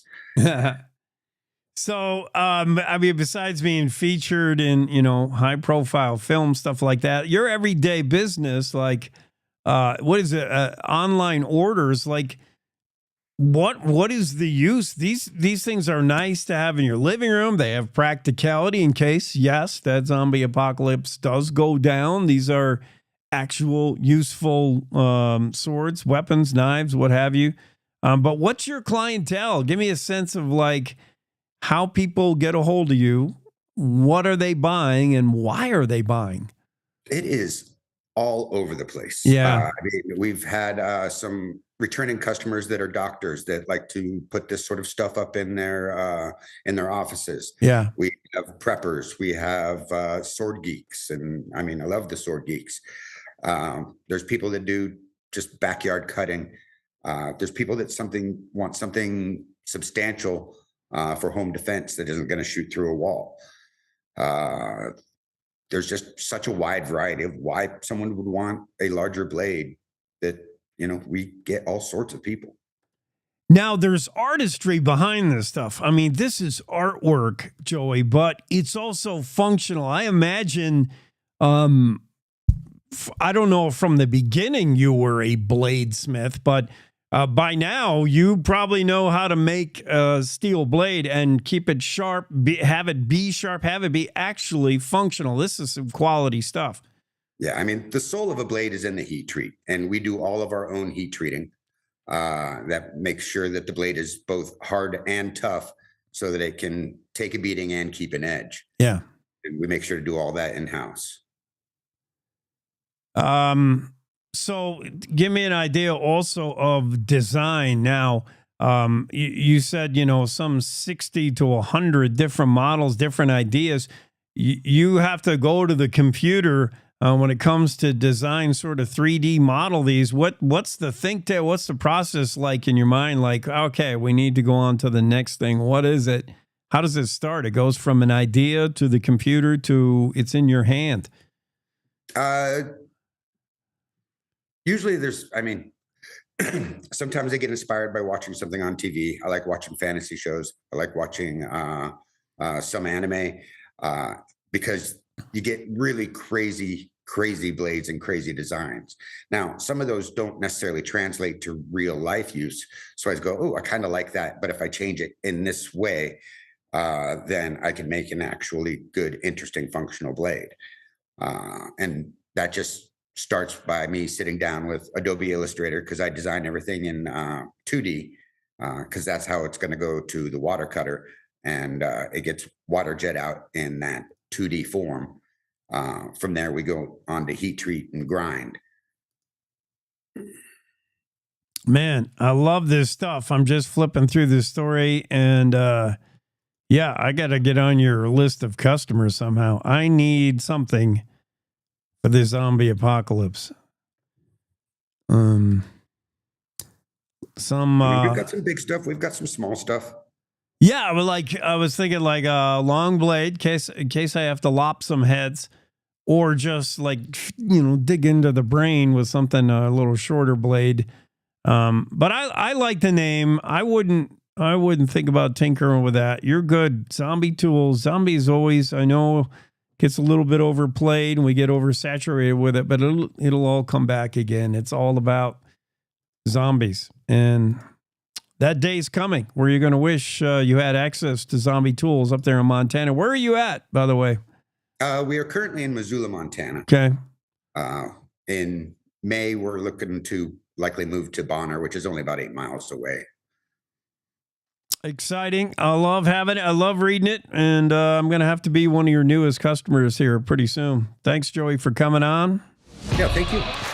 Appreciate you. Find out more. Zombie Tools, as Joey Arbor joins us, the man behind Zombie Tools, and read about that story in the Cowboy State Daily. Let's take a quick break, come back with more of our stories for the morning. Wyoming is a place of unlimited potential, a place that inspires us to dream. Since 2014, Wyo Lotto has given back over $180 million to our great state through transfers, winnings, commissions, and more. Dollars that have gone directly into your cities, towns, and counties. Dollars that have changed lives and set dreams in motion. Thank you, Wyoming, for a legendary 10 years. We can't wait to dream up what's next. What is the Religious Freedom Restoration Act, and why does Wyoming need it? In 1990, the U.S. Supreme Court tried to give government more power to step into the First Amendment religious rights of Americans. That decision concerned so many people that in 1993, Congress passed legislation called the Religious Freedom Restoration Act. That happened in a nearly unanimous bipartisan vote. This legislation simply returned cases on religious freedom to the long-held standard that the Supreme Court had tried to overturn. Since that legislation only applied to the federal government, it was also determined that each state should pass its own laws protecting religious freedom. Since then, 28 other states have passed these kind of laws, and even more have court opinions providing similar protections. Sadly, Wyoming is not one of them. It's time for Wyoming to defend the First Amendment and pass a Wyoming Religious Freedom Restoration Act. When it comes to making plans, you are the best. Those 9 months were also 273 days of planning. What about your daughter's first costume party? It was out of this world. And let's not forget those barbecues you plan in detail for your family and your more vegetarian by the day best friends. That surprise party for your parents' golden anniversary? You get the golden planning. The same way you plan each detail for those moments, start planning to protect you and your loved ones from a natural disaster. Sign up for local weather and emergency alerts. Prepare an emergency kit and make a family communications plan. Protecting your family is the best plan you can make. Year after year, we continue to serve new neighbors across our state. For over 40 years, our trust and wealth management services have grown our roots in Casper. And now we're excited to have offices in 3 Wyoming cities. We're here to help you achieve your financial goals and provide the kind of service that you expect from a Wyoming business. Because at Hilltop Bank, community means Wyoming.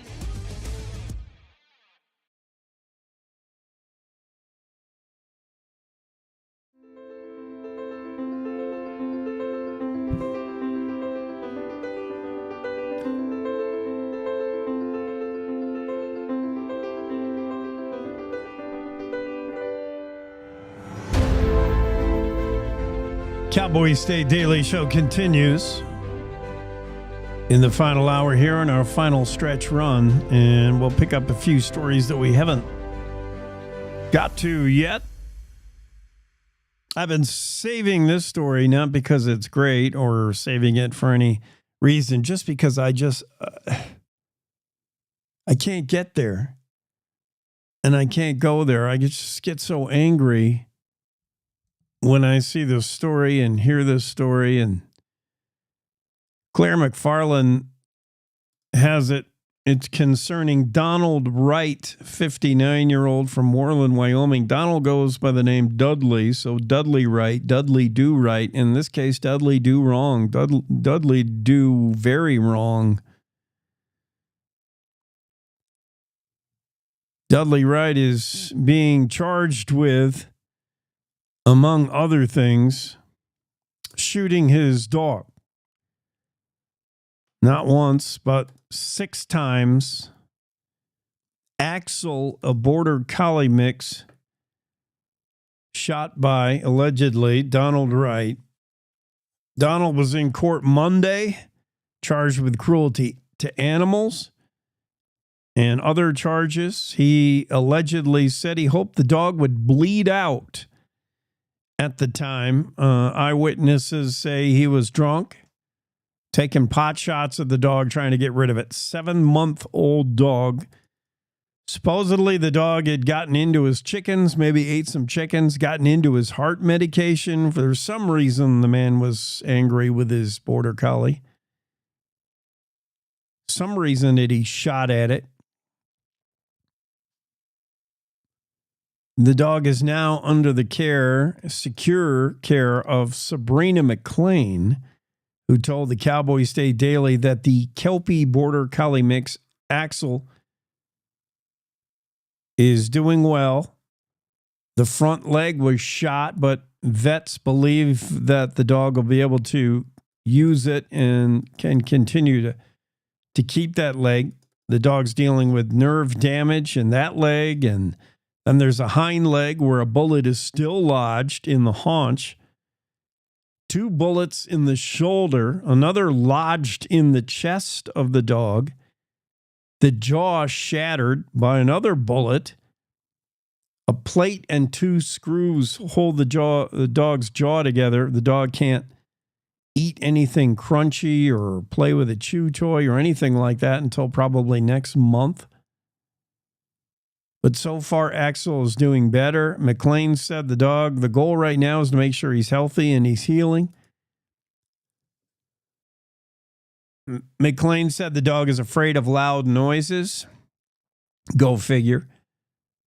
And for whatever reason is terrified of a broom. McLean said he's going to need some work. He's getting a later start with training, but he's now being spoiled rotten, she's happy to say. Meanwhile, Dudley Do Wrong is facing up to 16 and a half years in prison if convicted of all counts. The counts include animal cruelty to animals. They include misdemeanor charges of property destruction, 2 counts of breach of peace, 3 counts of stalking, and a count of felony cruelty to animals, punishable by up to 2 years in prison. Second felony charge of using a gun while committing a felony. So in other words, they threw the book of this guy, and rightfully so, in my opinion. Preliminary hearing scheduled for March 6th. Meanwhile, I believe Dudley Do Wrong is out on $5,000 bail. But yeah, I don't even care to know what it all stemmed from. McLean was called, McLean, who now has the dog, said something about her and a female friend, and Dudley Do Wrong was stomping around, allegedly drunk, shooting at the dog while it was hiding under the porch, etc. It's just disgusting. Terrible. Moreland man. Claire McFarland has that story if you have the stomach to read it, and I don't care for it. Claire has this story as well about the Thermopolis woman. She was a bookkeeper for the FFA alumni, accused of siphoning off at least $15,000 from the organization. Special prosecutor on the case is now asking for no more than 30 months in prison. The Thermop woman originally pleaded not guilty, changed her plea, I think. Changed her plea from not guilty to guilty on Wednesday of last week. 36-year-old Cody Stewart, accused of stealing thousands of dollars from the FFA alumni. There's Cody in the inset there that we're showing on the podcast product. In agreement with the plea deal, the prosecutor said, okay, with the plea deal, then we agree to go no more than 30 months in prison. Because of the plea deal, Cody Stewart is up to the judge to decide. Could be 30 months, could be a lot less, but with the plea deal, Cody has surrendered any chance that she can go back and change her plea. She's pleaded guilty, so we'll have to see. She wrote a whole bunch of checks, supposedly, accusedly, all made out to herself, Cody Stewart. How long did she think that would work? A check for $1,300 back in October of 22, May of 23, a check for $600, another check for $100, $150, $100, $150. She drained the bank account to the point where that checking account was running in the red until she was finally nabbed and now facing up to 30 months in prison. That story from Claire McFarland. Leo Wolfson writes this story about the Senate committee rejecting a proposal to make UW trustees elected, not appointed. The Senate Election Committee rejected that. The proposal would have made UW trustees an elected position. Those recommending do not pass say they think it would be unconstitutional anyway. House Bill 148 is what we're talking about that would make trustee positions at UW publicly elected. The bill would technically still advance to the Senate for consideration, but the chances of it being heard on the floor are now very low, with the recommendation from the Senate Education Committee itself recommending do not pass. Chances are this will not pass and will not go anywhere. Leo Wilson with that story. A Douglas man, Claire McFarland has this story. Douglas man has been sentenced 48 to 62 years for killing his Green Beret cousin, Mark Helms. Has been found guilty of killing Nicholas Velasquez, who was a Special Forces Green Beret. The pair had been drinking overnight at the home of Helms back in 2023. Mark Helms, 44-year-old, originally tried to say he suffers from PTSD after 24 years in military service, and battle deployments have damaged him to the point where he pleaded not guilty by reason of mental illness. The jury did not accept that plea. They rejected the notion that Helms was too mentally ill to rationalize his conduct, and they convicted him of second-degree murder. Converse County District Judge Scott Peasley imposed a 48 to 62-year sentence after a February 11th sentence hearing, according to the order. Claire McFarland talks more with our own Wendy Core about that. A Douglas man who shot his former Green Beret cousin to death after a night of drinking has been sentenced to between 48 and 62 years in prison. 44-year-old Mark Helms killed his cousin, 38-year-old Nicholas Velasquez, on September 13, 2023.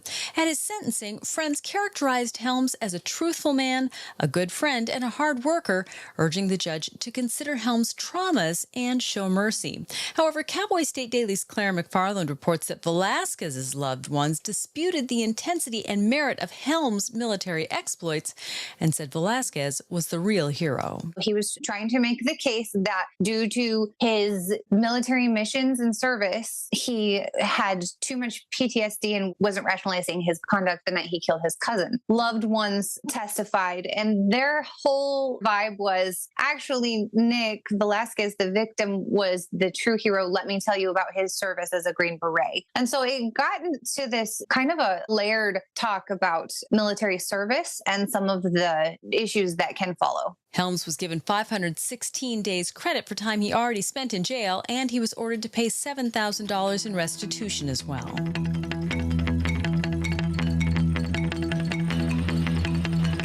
Thank you, Wendy. Thank you, Claire. And that story about the Douglas man sentenced for killing his cousin.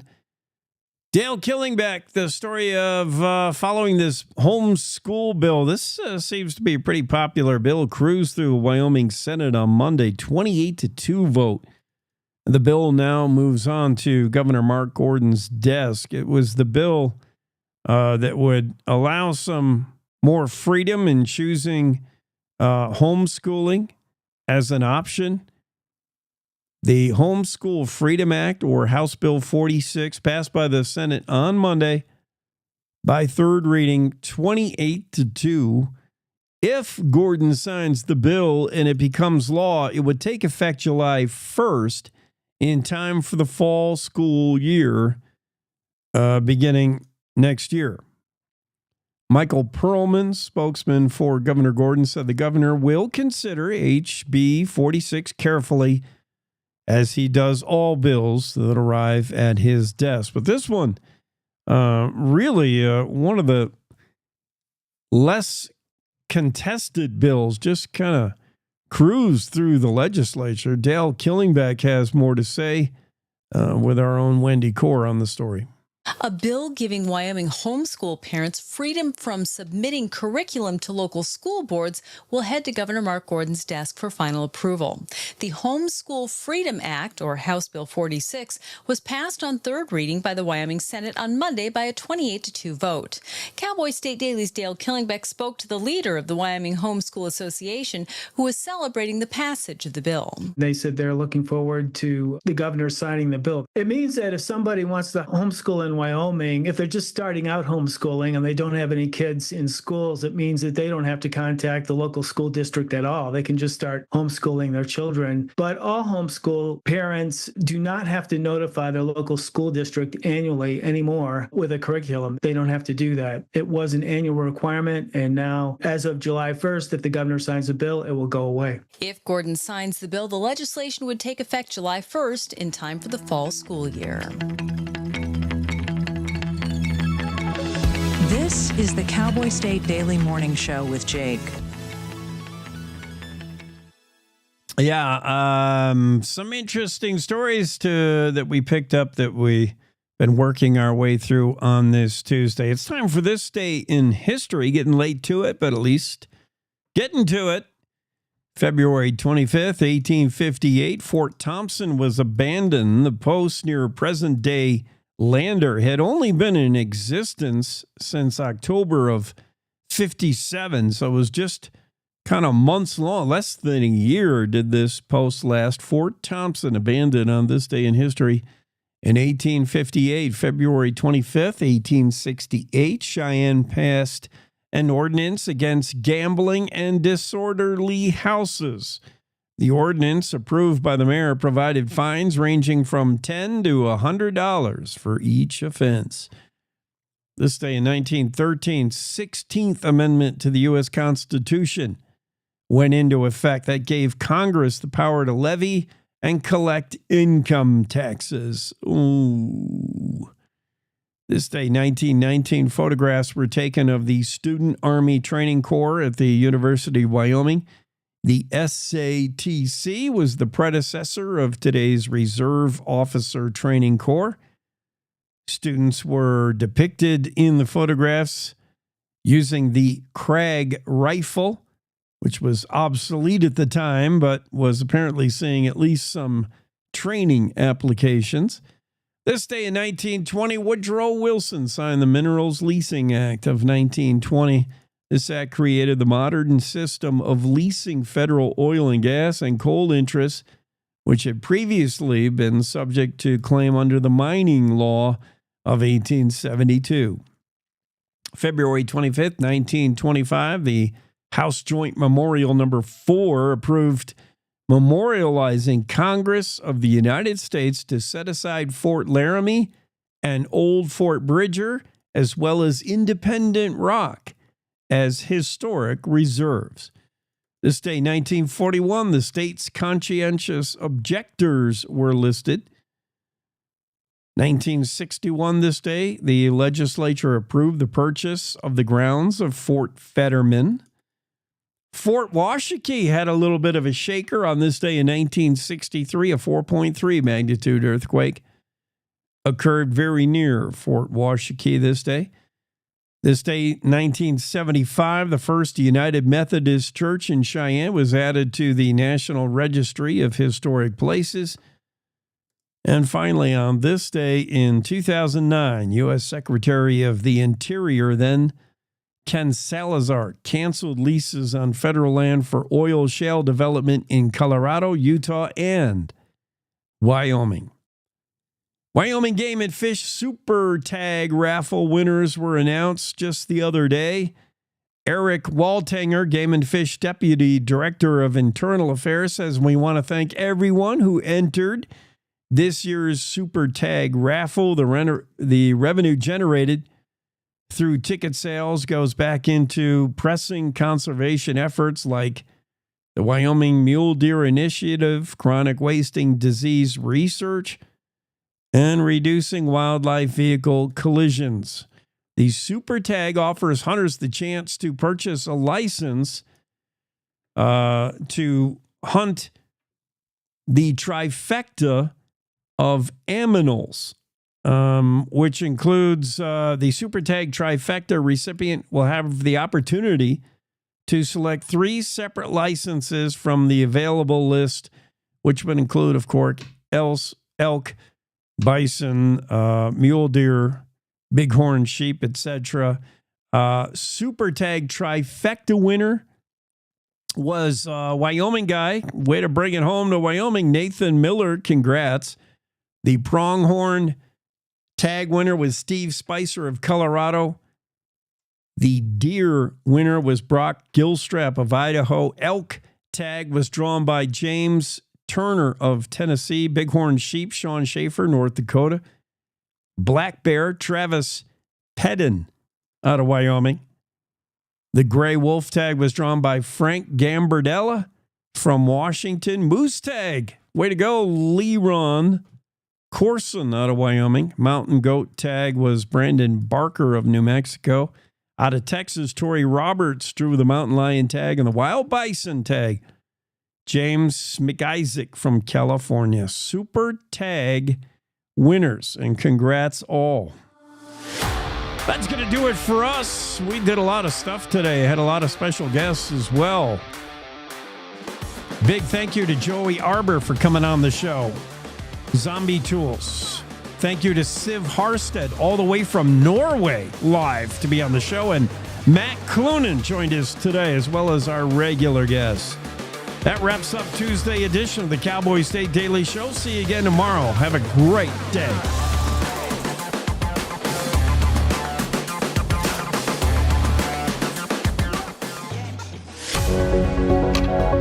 Good morning. This is the Cowboy State Daily Morning Show with Jake.